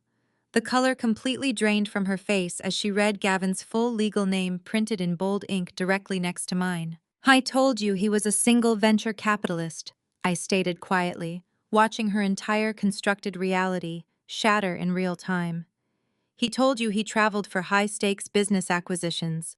He told you the money he spent on your luxury downtown apartment and your expensive designer clothes was the fruit of his highly successful investment portfolio. He lied to you, Brittany. He is a mid-level regional manager for a logistics firm. He makes exactly $80,000 a year, and he currently has negative $4,000 in his personal checking account." Brittany shook her head rapidly, thick tears welling in her eyes. "No, that is absolutely impossible," she whispered, her voice cracking under the emotional weight. He just transferred $50,000 into a joint account for a down payment on a summer house in Cabo. He showed me the wire transfer confirmation on his phone just last week. I pulled the second stack of papers from the manila envelope. These were the highly confidential documents Jamal had painstakingly recovered from the hidden Cayman Islands shell company. I spread them out across the table in a neat grid covering her tablet and her notebook. They were detailed banking ledgers, secure IP login logs, and wire transfer receipts, highlighting the exact amounts stolen. He showed you a wire transfer from an offshore account that does not actually belong to him. I explained smoothly, tapping a manicured fingernail against the top ledger. The money he promised you for that beach house is stolen. He embezzled $150,000 from my personal business accounts. He routed it through a shell company in the Cayman Islands to hide it from my financial team. This is not his money, Brittany. It is my money. And as of 8 o'clock this morning, my forensic accountant has officially frozen every single offshore asset. The account he promised you is permanently locked. A single tear spilled over Brittany's eyelashes and tracked down her pale cheek. She was suffocating under the crushing weight of the absolute truth. She looked at the banking ledgers, instantly recognizing the specific account numbers Gavin had proudly shown her during their romantic dinners. She realized she was not the beloved girlfriend of a wealthy, successful entrepreneur. She was an unwitting accomplice to a massive federal wire fraud scheme. I was arrested yesterday afternoon. I continued driving the final lethal nail into the coffin of Gavin's fraudulent empire. He filed a false police report in a desperate, idiotic attempt to frame me for grand theft auto. He spent the entire night in a concrete county holding cell, and his mother had to pawn her prized jewelry just to bail him out. He is completely broke, he is facing multiple serious felony charges, and he is going to lose absolutely everything he has ever touched. Brittany pressed both hands over her mouth, stifling a heavy, agonizing sob. The ambient noise of the upscale cafe, the loud grinding of the espresso machines, and the light-hearted chatter of the young professionals completely faded away, leaving only the devastating reality of the legal documents spread across the table between us. "Why are you showing me all of this?" Brittany asked, her voice muffled and thick with panic. "If you want to sue me, I do not have anything to give you. He pays the rent for the apartment. He bought this cashmere sweater. I do not have any real money of my own." I leaned forward, clasping my hands together on the cold marble table. "I am not going to sue you, Brittany. I know you are a victim of his massive delusions just as much as I was. I am showing you this because the authorities are currently investigating the corporate embezzlement. When they finally trace the stolen funds, they are going to find your name on the lease agreement of that luxury apartment. They are going to find your name attached to the Cayman accounts. If you try to protect him or cover his tracks, you will go to federal prison as an active accessory to fraud." Brittany gasped, her eyes wide with absolute unadulterated terror. "What do I do?" "You pack your bags immediately," I instructed with chilling finality. "You leave that apartment today before the eviction notices are posted. You block his phone number, you cut all forms of contact, and if the authorities come knocking on your door, you hand them these exact copies and you tell them everything he did. You walk away right now, Brittany, and you let him drown entirely alone." Brittany stared at the documents spread across the marble table, her chest heaving as the last remnants of her manufactured fairy tale burned to ash. She was not a villain, but she was a survivor. The Midwest naivety that Gavin had so eagerly exploited was instantly replaced by a sharp primal instinct for self-preservation. She did not cry anymore. The panic in her hazel eyes hardened into absolute icy resolve.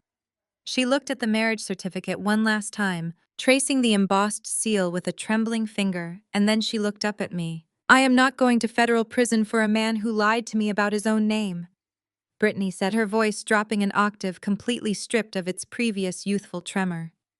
"He told me his last name was Montgomery. He said Hayes was just a corporate alias to avoid aggressive paparazzi. He made me sign a mountain of paperwork for the apartment and the bank accounts. He told me it was a tax strategy for his venture capital firm. I signed everything he put in front of me because I thought we were building a life together. I thought I was helping my future husband protect his assets. I had no idea I was just a blind mule moving stolen cash." She reached into her expensive designer tote bag and pulled out a sleek silver laptop. She flipped it open right there on the cafe table, ignoring the curious glances of the young professionals sitting nearby. She did not hesitate for a single second. She was flipping, and she was doing it with the kind of ruthless efficiency I deeply respected. She navigated swiftly to a secure encrypted password manager she had installed on her browser. "I am going to give you absolutely everything," Brittany stated, her fingers flying across the keyboard with rapid precision. "I am going to give you the master passwords, the two-factor authentication backup codes, and the answers to every single security question he set up under my name. If your forensic accountant froze the accounts, he probably needs these exact credentials to authorize the final clawback of the funds. You take the money back. You take all of it.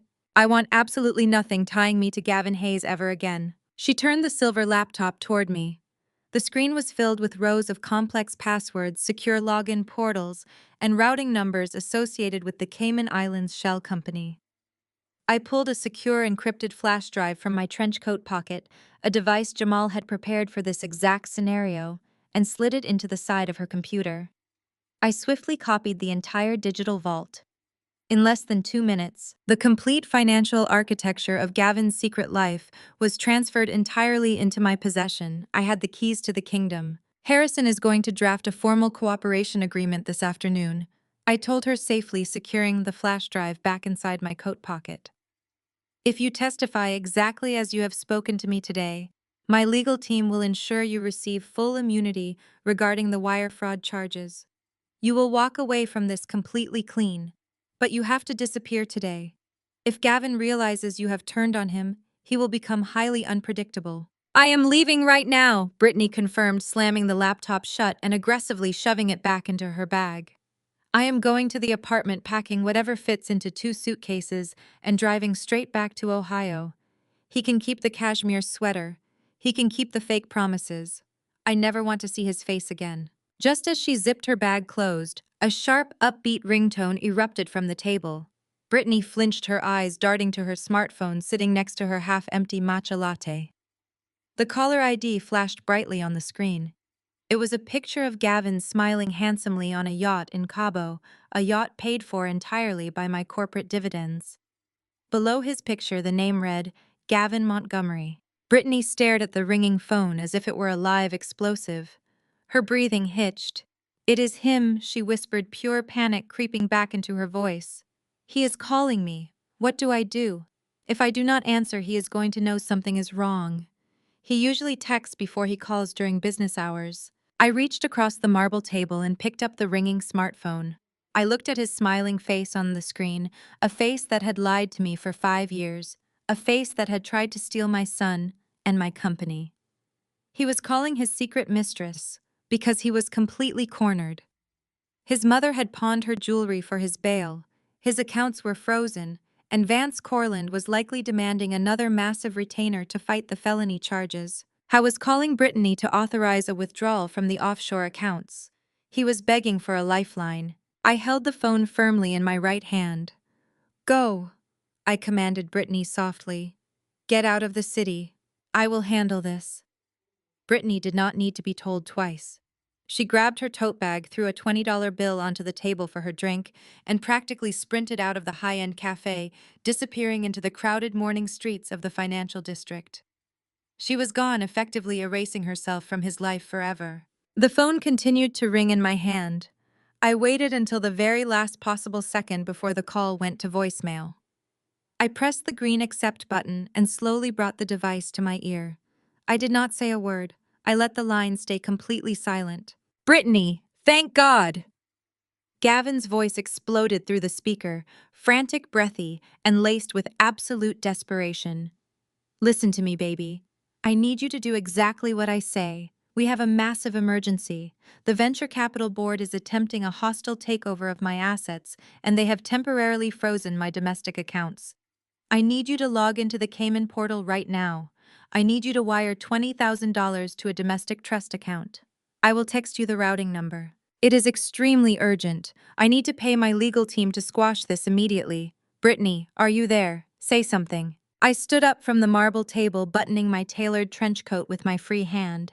The ambient noise of the cafe hummed around me, completely detached from the absolute destruction I was about to deliver. I looked out the large glass windows, watching the city move with perfect, uninterrupted rhythm. "I am sorry, Gavin." I spoke into the receiver, my voice smoother and colder than absolute zero. "But Brittany is completely unavailable right now, and she will be unavailable for the rest of your miserable life." The silence on the other end of the line was immediate and profound. I could hear the faint, rapid sound of his breathing coming to a sudden, horrifying halt. The realization of my voice answering his secret, secure phone line slammed into him with devastating force. He tried to speak. He tried to form a single coherent word, but his vocal cords completely failed him. The only sound that escaped his throat was a pathetic, high-pitched wheeze of absolute terror. I pressed the red disconnect button, severing the call permanently. I dropped the smartphone into my pocket, walked out of the artisanal cafe, and stepped into the bright morning sun, ready to execute the final phase of his total annihilation. The bright morning sun felt like a spotlight of pure victory, but the warmth was incredibly short-lived. By the time my town car pulled up to the secured underground garage of the Ritz-Carlton, my personal cell phone was vibrating so violently against the leather seat, it sounded like an industrial drill. I unlocked the screen. 37 unread messages, 14 missed calls. They were not from Gavin. He was currently trapped in a spiral of terror, fully realizing his offshore lifeline had been severed. These notifications were from the other mothers at Oak Creek Academy, my private Pilates instructor, and several affluent neighbors from our suburban cul-de-sac. I opened a message from a woman named Chloe, a wealthy neighborhood gossip I occasionally shared overpriced wine with. It was just a screenshot and a single sentence asking if I was safe. I zoomed in on the image. It was a sprawling, multi-paragraph manifesto posted directly into the private Oak Creek Community Watch Facebook group. The author of the post was Audrey. The first comment, heavily upvoted and pinned to the top of the thread, was a tearful video recorded by Patricia. Audrey had weaponized the modern suburban echo chamber with terrifying efficiency. She did not just bend the truth, she fabricated an entirely new, highly damaging reality. The post claimed I was suffering from a severe, undiagnosed psychotic break. It stated in bold letters that I had secretly stopped taking heavy psychiatric medication, a complete and utter lie, and had manipulated complex corporate loopholes to steal her brother's hard-earned wealth while his back was turned.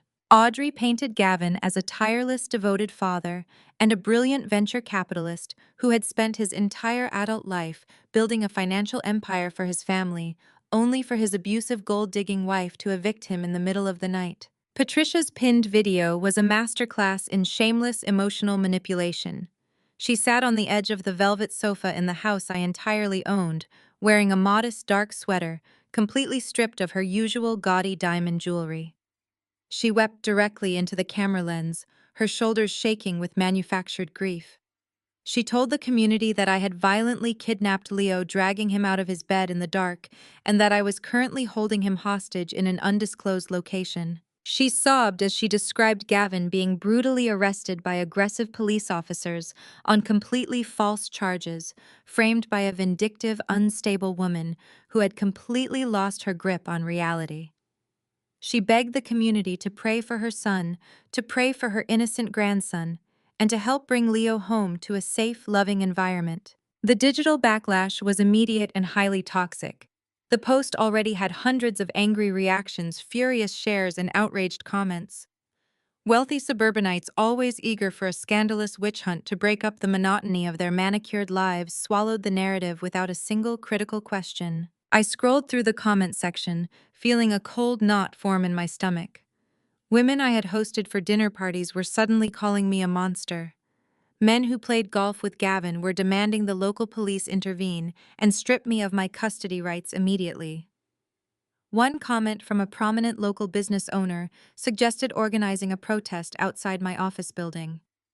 Another mother claimed she always knew there was something deeply wrong with my cold, unapproachable demeanor. The digital mob was forming rapidly, and they were armed with self-righteous fury, completely oblivious to the fact that they were aggressively defending a broke, adulterous felon. I walked into the luxury hotel suite, the digital venom burning through the screen of my smartphone. The private nanny was in the other room reading a colorful picture book to Leo. His soft, innocent giggles drifted down the hallway, a stark, jarring contrast to the absolute warfare raging online. I sank into the plush living room sofa, feeling a sudden heavy wave of psychological exhaustion wash over me. The sheer audacity of their public lies was suffocating. They were actively destroying my personal and professional reputation in front of the entire city. My thumbs hovered over the digital keyboard. Every instinct in my body screamed at me to defend myself. I wanted to post the Cayman Islands banking ledgers directly into the comment thread. I wanted to upload the official police report proving Gavin had committed perjury. I wanted to drop the lease agreement for Brittany's luxury downtown apartment and expose Gavin as a fraudulent broke adulterer to every single person in that Facebook group. I wanted to burn their pristine public image to the ground right there on the internet and watch their social standing turn to ash. But I stopped. I locked the screen and placed the phone face down on the cold glass coffee table. I took a deep, steadying breath, forcing the adrenaline out of my system. I remembered the exact words Harrison had spoken during our very first legal consultation. The court of public opinion is a chaotic circus, he had warned me, but the court of law is a precise execution chamber. If you engage with them online, you validate their hysteria. You give their cheap lawyer material to claim you are harassing them. You let them play the victim on a public stage. Patricia and Audrey were going nuclear on social media precisely because they had absolutely zero legal leverage left. Gavin was trapped entirely broke and facing multiple serious felonies. Their coordinated smear campaign was the frantic, desperate flailing of cornered animals. They wanted me to lose my composure. They wanted me to act like the unstable, erratic woman they were describing. They needed me to make a public mistake so they could use it against me in family court. I stood up from the sofa and walked toward the floor-to-ceiling suite window, looking out over the sprawling, sunlit city skyline. My reputation was currently being shredded by women who did not know the first thing about actual tangible power. Let them type their furious paragraphs. Let them gossip at their country clubs. Let Patricia cry fake tears for the camera. I was not going to fight a messy emotional war in the comment section of a neighborhood Facebook group. I was going to fight it in a heavily guarded courtroom armed with forensic evidence and unassailable corporate documents. And when the judge's gavel finally fell, their digital lies would not save them from total undeniable ruin. I watched the skyline, letting the silence of the hotel suite fortify my resolve. I did not close the Facebook application. Instead, I methodically took high-resolution screenshots of every single defamatory paragraph Audrey had typed. I captured Patricia's tearful video, making sure the timestamp and the engagement metrics were clearly visible on the screen. I archived the comments from the local business owners and the neighborhood gossips, compiling a massive, irrefutable digital dossier of their coordinated attack. I sent the entire encrypted file directly to Harrison. He replied within 3 minutes with a single, highly satisfying message. The defamation suit had just gained a $500,000 valuation. Every frantic, hateful word they typed in their desperate smear campaign was simply digging a deeper financial grave. Let them scream into the digital void. I was busy preparing the real execution. Meanwhile, across town, in a pristine, aggressively decorated suburban kitchen, Audrey was riding a massive high of toxic euphoria. She sat at the large marble island, a glass of expensive Chardonnay in one hand and her smartphone in the other. Her perfectly manicured thumbs flew across the glass screen, firing off rapid replies to the hundreds of comments flooding her viral post. She was thoroughly enjoying her manufactured role as the righteous defender of her victimized brother. She felt powerful. She felt completely untouchable, basking in the blind support of the affluent neighborhood mothers who swallowed her lies without a single critical thought. Jamal sat across from her at the kitchen island, a cooling cup of black coffee resting in front of him. He wore a crisp, tailored suit, his heavy leather briefcase resting neatly by his feet. He watched his wife of 4 years with a quiet, profound disgust. He had spent his entire career dissecting complex financial fraud, analyzing the subtle tells of pathological liars and corporate thieves. Looking at Audrey right now, furiously typing absolute fabrications to destroy my life, he saw the exact same toxic pathology that infected her brother and her mother. The blinding entitlement, the profound lack of empathy, the terrifying ability to twist reality to serve their own selfish narratives. Are you reading these comments? Audrey laughed sharply, taking a generous sip of her wine. The entire neighborhood is turning against her. The PTO president just suggested organizing a boycott of her holding company. Sloane is completely finished. By tomorrow morning, she will not be able to show her face at the country club ever again. Gavin is going to win full custody, and we are going to make sure she pays his legal fees for the rest of her miserable life. Jamal did not smile. He pulled his own smartphone from his jacket pocket and opened the local community application. He found Audrey's sprawling manifesto pinned to the top of the feed.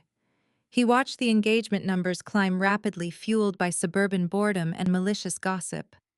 He saw the vicious comments attacking my character, my mothering, and my mental health. He saw the sheer volume of lies Audrey had so eagerly weaponized. Jamal tapped the comment field at the very bottom of the viral thread. He did not write a paragraph. He did not engage in an emotional argument. He executed a surgical strike, utilizing the heavy, undeniable weight of financial reality. He typed a single devastating sentence. "The truth is in the tax returns, not in the mouths of parasites." He hit send. The comment appeared instantly, displaying his full name and his professional corporate headshot right below Audrey's hysterical claims. Jamal locked his phone and placed it face down on the marble island, waiting for the inevitable explosion. It took exactly 45 seconds.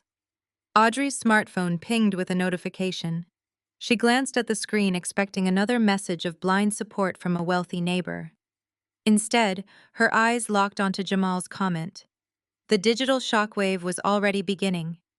Other neighbors were reacting to his statement, suddenly questioning Audrey's narrative, now that a highly respected forensic accountant had weighed in. The color drained rapidly from Audrey's face, leaving her pale and instantly furious. "What the hell is this?" Audrey shrieked, slamming her phone down onto the counter so hard the wine glass rattled. "What did you just post on my thread?"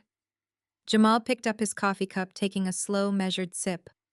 "I posted the truth, Audrey.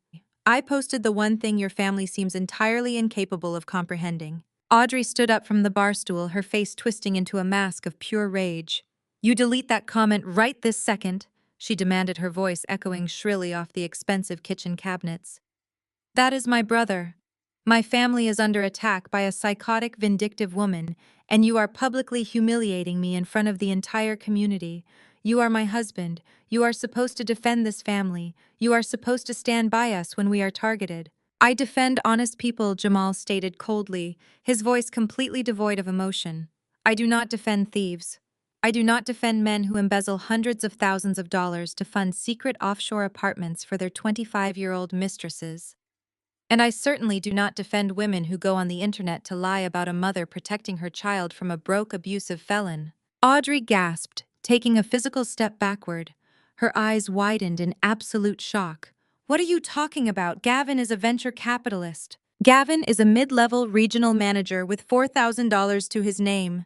Jamal corrected her sharply, delivering the brutal reality with merciless precision. "He stole from Sloane. He committed federal wire fraud. He committed perjury yesterday afternoon, which is exactly why the police dragged him out of your mother's house in handcuffs. The money is gone. The facade is entirely broken. Your brother is going to federal prison, and your mother is going to lose everything trying to bail him out." "You are lying!" Audrey screamed, though the frantic tremor in her voice betrayed her rising panic. "You are lying. You are just taking her side because you handle her corporate accounts. You are choosing your wealthy client over your own wife." Jamal slowly reached down and unlatched his heavy leather briefcase. He had been quietly planning this exact exit for over 6 months, silently gathering evidence, meticulously untangling his personal finances from Audrey's reckless credit card spending. He had simply been waiting for the perfect catalyst, the final undeniable proof that the Hayes family rot was completely incurable. "I am choosing my sanity," Jamal said smoothly. He pulled a thick manila envelope from the briefcase and dropped it onto the marble island. He slid it across the smooth surface until it stopped directly in front of Audrey's wine glass. She stared at it, her chest heaving with rapid, shallow breaths. "Those are my signed divorce papers," Jamal told her, his tone finalizing the absolute end of their toxic union. "I have already secured a new residence. My financial team has frozen our joint accounts, and my attorney will contact you by the end of the day regarding the strict division of assets. You want to defend your parasitic family so badly, Audrey. You go right ahead. You can all sink together." Jamal picked up his briefcase, turned his back on his screaming, hysterical wife, and walked out the front door without looking back once. The heavy oak door of Audrey's pristine suburban house clicked shut, severing Jamal's ties to the Hayes family forever. While Audrey was left screaming in her empty kitchen, staring at the divorce papers that officially ended her parasitic free ride, I was already moving on to the next battlefield. The digital smear campaign raged on for the next 72 hours. Patricia and Audrey doubled down on their fabricated victimhood, feeding the suburban echo chamber with daily updates of fake tears and hollow outrage. I did not log on. I did not post a single defense. I let them exhaust their energy screaming into a void, while Harrison and I prepared the execution chamber. The execution chamber was not a dramatic courtroom with a gallery of spectators. It was a sterile, aggressively air-conditioned conference room on the 42nd floor of Harrison's downtown law firm. A long mahogany table dominated the space. A certified court reporter sat at the head of the table, her hands resting over a specialized stenotype machine, ready to permanently record every single syllable. I sat next to Harrison, wearing a sharply tailored navy blue suit, my expression completely neutral. I was an observer today. Harrison was the executioner. At precisely 10 o'clock in the morning, the heavy glass door swung open. Gavin walked in, flanked by his cheap, sleazy attorney, Vance Corland. Gavin looked physically exhausted. Dark circles bruised the skin under his eyes, a lingering consequence of his night in the county holding cell. But despite his haggard appearance, a smug, arrogant smirk was plastered across his face. He had spent the last 3 days reading his sister's viral Facebook thread. He had intoxicated himself on the blind support of the neighborhood gossips. He genuinely believed that public opinion was a valid legal defense. He thought he was walking into this deposition with the upper hand. Vance dropped his scuffed briefcase onto the mahogany table and slumped into the leather chair opposite Harrison. He looked around the high-end conference room with thinly veiled resentment. He was out of his depth, completely unaware of the massive financial evidence currently sitting in Harrison's locked file drawer. Gavin sat beside him, straightening his wrinkled collar, refusing to make eye contact with me. The court reporter swore Gavin in. He raised his right hand and confidently swore to tell the truth, the whole truth, and nothing but the truth under penalty of perjury.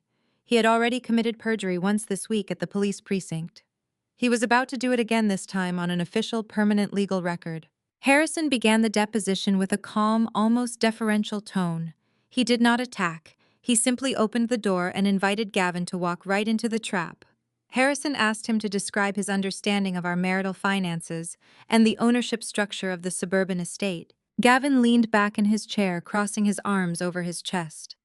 He cleared his throat and delivered his manufactured narrative with absolute conviction. "I provided the initial capital for the entire household," Gavin stated smoothly, directing his gaze toward the court reporter to ensure she captured his profound generosity. "I am a successful venture capitalist. I work incredibly long hours managing high-yield portfolios. When we purchased the property, I supplied the down payment entirely from my personal earnings. Sloan managed the administrative paperwork, but the money was mine. I built that life for our family." I sat perfectly still, not a single muscle twitching in my face. The sheer audacity of his lie was breathtaking. He had never been a venture capitalist.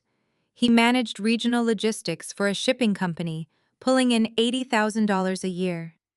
My corporate dividends from Apex Holdings had funded every single brick of that estate. Harrison nodded slowly, as if he were taking Gavin's claims incredibly seriously. He did not present the bank statements proving I made the sole deposits. He just let the court reporter type the lie into the official transcript. And the vehicles, Harrison asked politely. Specifically, the Porsche Panamera. How was that acquired? That was an anniversary gift to myself. Gavin lied effortlessly, his arrogance swelling, as Harrison seemingly accepted his version of reality without question. I had just closed a major quarter, and I wanted to reward myself. I paid for it entirely with my own bonus structure. My wife had no financial involvement in that purchase whatsoever. She aggressively stole the keys from my possession during a psychotic episode, which is exactly why I had to file a police report to recover my stolen property. Vance Corland sat silently next to him, chewing on the end of a cheap plastic pen. He did not object to the line of questioning. He did not advise his client to be careful. He had never bothered to verify a single claim Gavin made, assuming this was just another messy domestic dispute. Harrison steepled his fingers, leaning forward slightly. Mr. Hayes, your mother and sister have recently made public statements claiming that my client Sloane Hayes illicitly drained your joint accounts and absconded with your wealth. Is that your official testimony today? Are you claiming under oath that Sloane Hayes stole money from you? Gavin finally looked directly at me. His eyes were cold, filled with a toxic mixture of bruised ego and desperate malice. He thought he was burying me.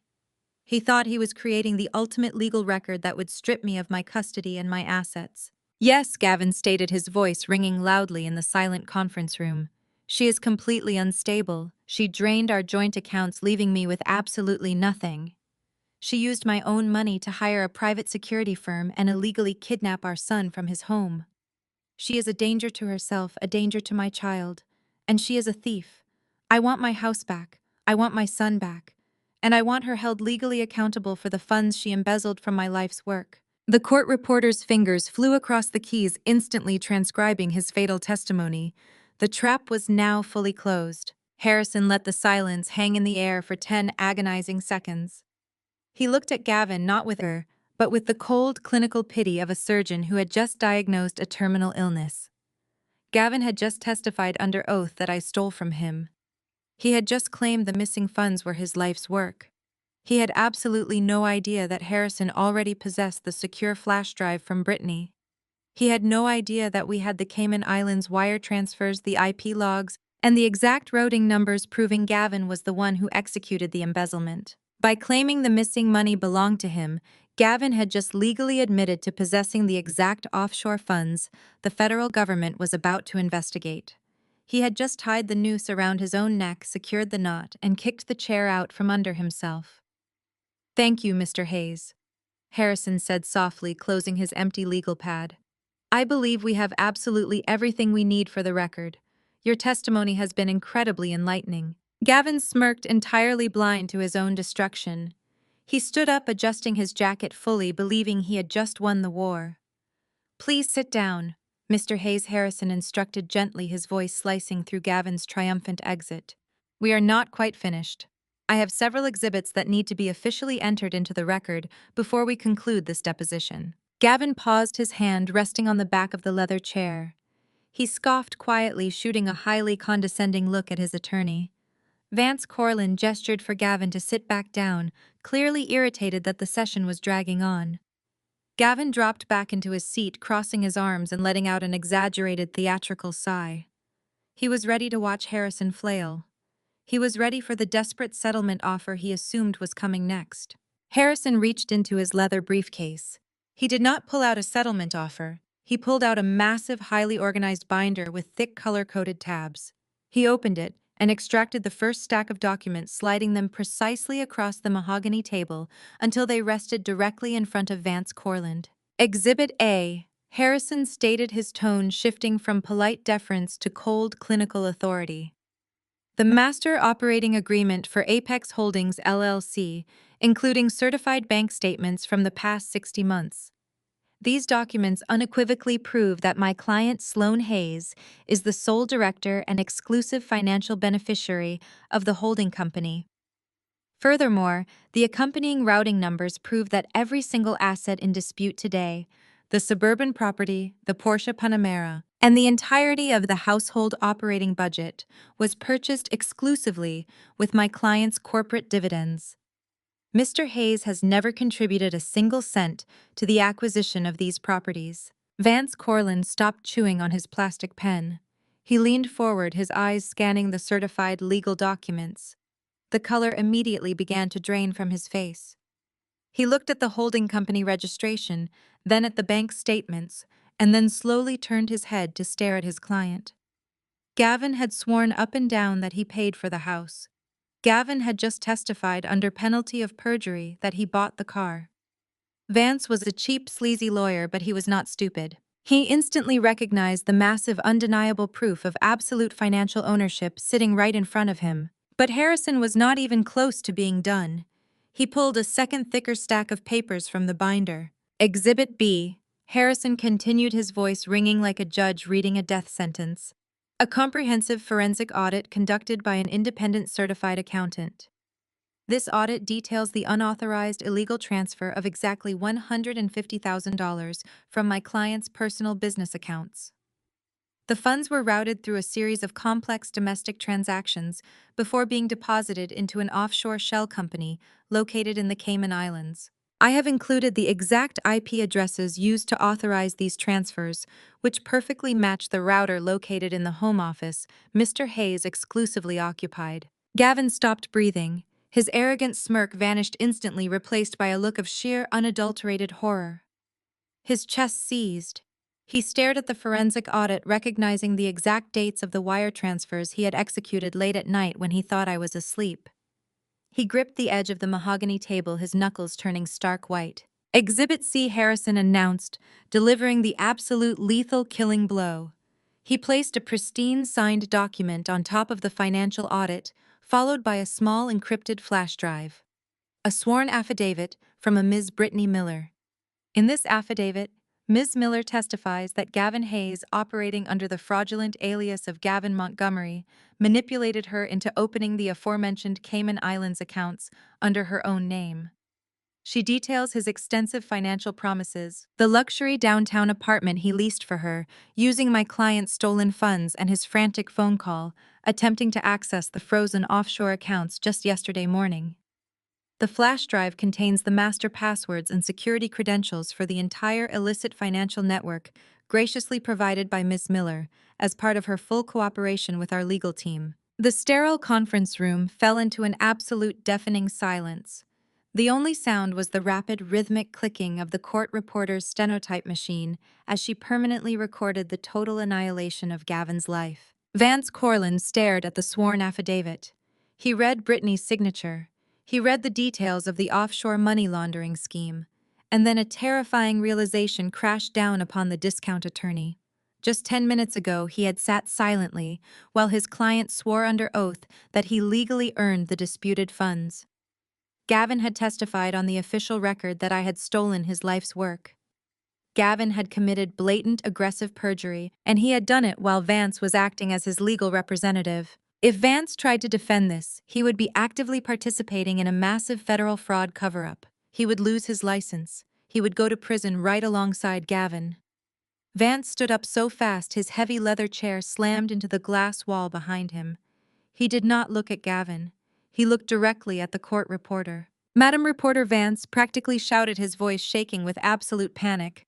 "Please let the official record reflect that as of this exact moment, I am formally withdrawing my representation of Mr. Gavin Hayes. There has been a severe, irreconcilable breakdown in attorney-client communication. I can no longer act as counsel in this matter." "What are you doing?" Gavin shrieked, his voice cracking into a pathetic, high-pitched whine. He lunged across the table, grabbing Vance tightly by the sleeve of his cheap suit. "You cannot leave me here. You told me I had a case. You told me to report the car stolen. Do not touch me." Vance roared violently, ripping his arm out of Gavin's desperate grip. "You lied to me. You dragged me into a federal wire fraud investigation. You are completely on your own." Vance frantically shoved his blank legal pads into his scuffed briefcase, snapped it shut, and practically sprinted toward the conference room doors. He did not look back. The heavy oak door slammed shut behind him, the sound echoing like a gunshot in the silent room. Gavin was left sitting completely alone at his side of the massive mahogany table. The arrogant, untouchable venture capitalist was entirely gone. He was sweating profusely, dark wet patches blooming rapidly across the underarms of his designer shirt. His hands were shaking so violently they rattled against the wood. He was entirely isolated, stripped of his lawyer, stripped of his mistress, and stripped of every single lie he had ever told. He slowly lifted his head and looked across the table at me. His eyes were wide, bloodshot, and filled with the terrifying realization that his life was completely over.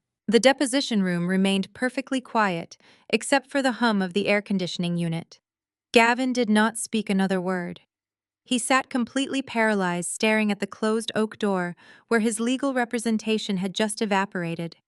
The transcript was certified, the evidence was sealed, and the inevitable machinery of the justice system began to turn with brutal efficiency. 3 weeks later, that machinery delivered us to the heavy double doors of the county family court. The imposing granite architecture of the courthouse reflected the absolute gravity of the day. There were no suburban gossips here. There were no Facebook comment sections to manipulate. There was only the Honorable Judge Marcus Vance, a 30-year veteran of the bench who possessed zero tolerance for perjury, fraud, or parental manipulation. I walked into the courtroom wearing a tailored charcoal suit, my heels clicking sharply against the polished marble floor. Harrison walked beside me, his leather briefcase containing the final lethal arsenal. We took our seats at the petitioner table. A few moments later, Gavin was escorted into the room by a court bailiff. He looked entirely broken. The tailored designer suits he used to parade around the country club were gone, replaced by a cheap, ill-fitting polyester jacket he had likely bought off a discount rack. Because his assets were frozen and his previous attorney had fled, he was forced to rely on a heavily overworked public defender who had only reviewed his massive case file that very morning. Patricia sat in the back row of the gallery, her face pale and drawn. She wore no jewelry. Audrey was notably absent, likely too busy dealing with the fallout of Jamal serving her divorce papers to witness her brother's final legal slaughter. Judge Vance entered the courtroom, his black robes billowing. He did not waste time with pleasantries. He took his seat behind the elevated mahogany bench, adjusted his reading glasses, and stared down at the massive stack of evidence Harrison had submitted.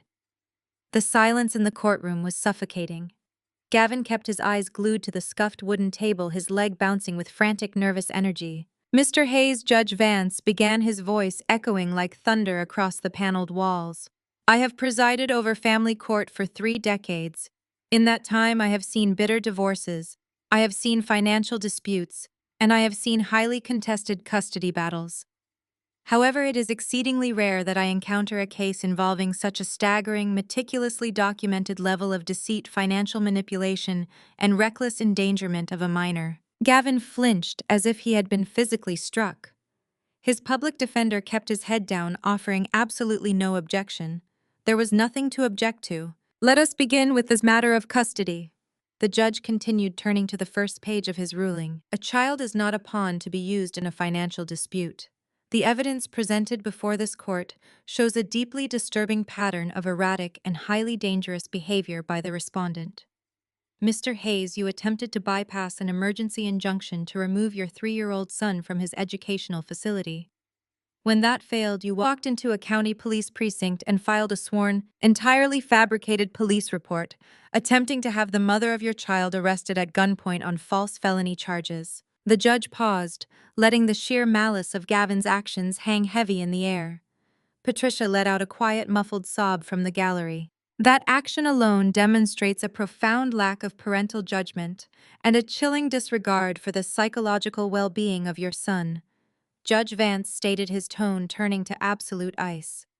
"Therefore, I am awarding sole legal and physical custody of the minor child Leo Hayes to the petitioner Sloan Hayes. Furthermore, given your demonstrated instability and pending criminal matters, all of your parental rights are hereby suspended, save for strictly supervised visitation.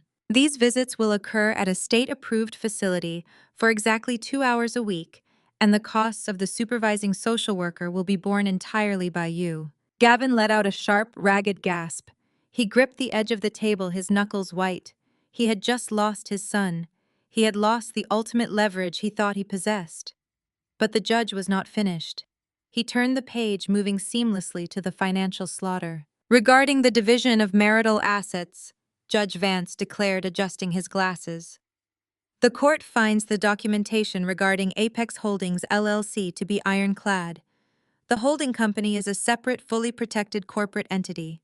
Mr. Hayes, you possess zero equity, zero ownership, and zero claim to the suburban estate, the luxury vehicles, or the corporate accounts.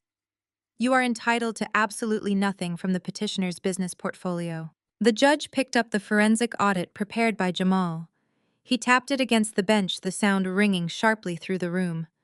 Moreover, this court has reviewed the comprehensive forensic accounting regarding the missing $150,000.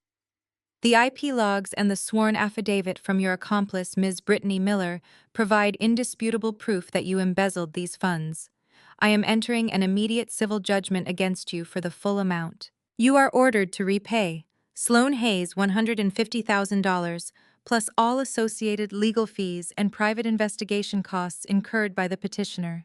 Gavin squeezed his eyes shut. Tears of absolute overwhelming panic spilled down his face. He had negative $4,000 to his name. I was living in a cheap motel.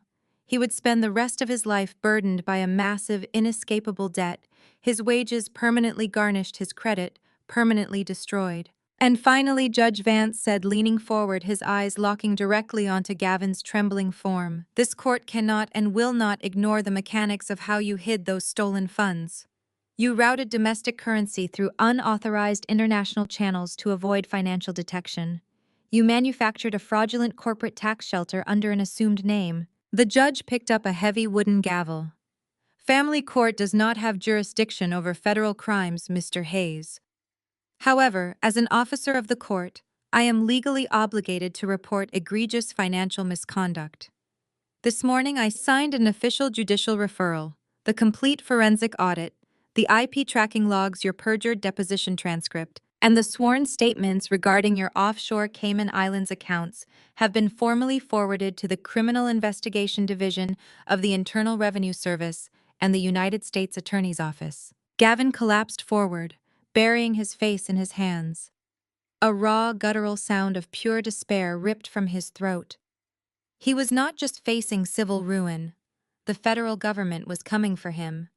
The tax evasion and wire fraud charges would carry mandatory minimum federal prison sentences.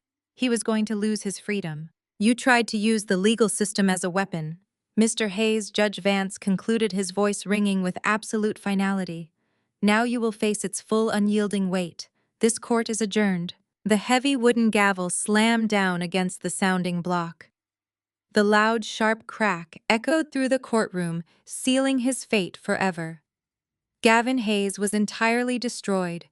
He was financially bankrupted, legally buried, publicly humiliated, and facing years in a federal penitentiary.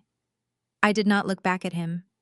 I stood up, smoothed the fabric of my charcoal suit, and walked out of the courtroom, stepping into the bright, unclouded sunlight of my entirely reclaimed life. Stepping into that unclouded sunlight was the culmination of weeks of calculated strategy, but my work was not entirely finished.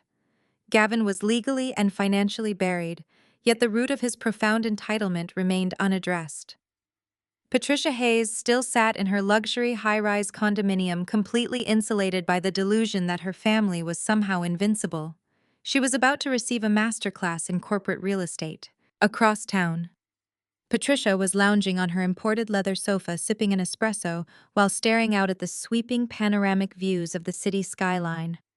She was actively attempting to calm her frayed nerves after her son had been formally stripped of his custody rights just hours prior. She convinced herself that Gavin would simply hire a better appellate lawyer. She believed their temporary setback was nothing money could not fix. She had absolutely no idea that the money she relied upon was entirely mine, and she was currently sitting in a building that was directly tied to the financial empire she had tried so desperately to dismantle. The sharp buzz of her penthouse intercom shattered the quiet morning. Patricia frowned, setting her espresso cup delicately onto the glass coffee table. She walked to the security panel and pressed the speaker button, demanding to know who was interrupting her peace. The doorman sounded intensely uncomfortable. He informed her that a legal courier was waiting in the lobby with highly sensitive documents that required her immediate signature. Annoyed, Patricia rode the private elevator down to the marble lobby. She expected another piece of petty correspondence from my legal team, perhaps a formal cease and desist regarding her pathetic fabricated social media campaign. Instead, a stern man in a gray suit handed her a thick manila envelope, made her sign a digital tablet, and walked away without a single word. Patricia tore open the envelope right there in the center of the lavish lobby. Her eyes scanned the stark, bold print at the top of the legal document. It was a formal, irrevocable 30-day notice of eviction. Her heart slammed aggressively against her ribs. She read the document again, her perfectly manicured hands beginning to tremble violently.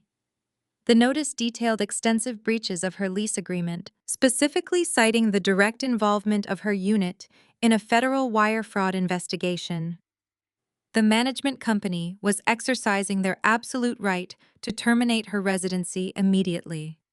She was being forcibly expelled from the elite building she had spent years bragging about to her affluent country club friends. Panic set in, cold and absolute. She rushed back into the elevator, jabbing the button for her penthouse floor. The moment the doors closed, she pulled her smartphone from her pocket and dialed Gavin's number. It rang 5 times before he finally answered. Gavin, Patricia gasped, her voice shrill with raw terror. I just received an eviction notice. They are trying to throw me out of my condominium. You need to call the management office right now. You need to fix this. Give them whatever money they want. There was a long, hollow silence on the other end of the line. When Gavin finally spoke, his voice was entirely unrecognizable. It was not the arrogant, booming voice of the venture capitalist he pretended to be. It was the pathetic, hollow whisper of a completely broken man. I have nothing, Mom. Gavin rasped, the loud sound of traffic blaring in the background of his call. He was standing on the street corner outside a discount motel, entirely destitute. The court took it all. Sloan took it all. The judge forwarded the Cayman Islands accounts to the IRS. The feds are coming for me. I cannot pay your rent. I cannot pay my own rent. My lawyer dropped me. I am ruined. Patricia stopped breathing. What are you talking about? She shrieked, leaning heavily against the mirrored elevator wall as her legs threatened to give out. You promised me you had a hidden fund. You said you were transferring the capital to protect it. I lied! Gavin screamed into the phone, his fragile facade finally shattering completely. I lied about all of it. The money was hers. It was always hers. I have negative $4,000, and I am going to federal prison. Do not call me again. The line went dead. Patricia stared at the black screen of her phone, her chest heaving as the elevator doors chimed and opened to her penthouse. The reality of her situation crashed over her like a freezing wave. The Hayes family was not just defeated, they were utterly decimated. 30 days passed in a blur of frantic, humiliating packing. Patricia had no credit, no savings, and no wealthy son to bail her out. Audrey was entirely consumed by her own vicious divorce proceedings, aggressively ignoring her mother's desperate calls for a loan. Patricia reached out to her country club friends, only to find her number blocked by every single woman who had previously liked her Facebook posts. She was completely isolated. On the final morning of the month, the building superintendent arrived with the local sheriff to enforce the eviction order. Patricia was forced out of the luxury high-rise, dragging 2 oversized suitcases onto the busy city sidewalk. She stood in the oppressive heat, perfectly visible to all her wealthy neighbors who were walking their designer dogs. Her makeup was streaked with tears, her designer clothing wrinkled and stained with sweat. She had absolutely nowhere to go. That is exactly when the sleek black Porsche Panamera rounded the corner. The engine hummed with lethal precision as the luxury vehicle pulled up directly to the curb, stopping just inches from Patricia's cheap suitcases. I sat in the driver's seat wearing dark sunglasses and a flawless white silk blouse. The tinted passenger window slowly rolled down with a quiet mechanical hum. Patricia looked up. The moment she saw my face, she completely shattered. The arrogant matriarch who had spent years belittling my career, who had encouraged her son to steal my wealth, and who had actively tried to destroy my reputation, physically dropped to her knees on the dirty concrete sidewalk. Sloan, please. Patricia sobbed, her hands clutching desperately at the passenger side door. I am begging you. I have nowhere to go. My credit is ruined. My family is gone. Gavin lied to me. He manipulated all of us. He is a monster, Sloane. He is the one who did this to you, not me. Please show some mercy. You have won.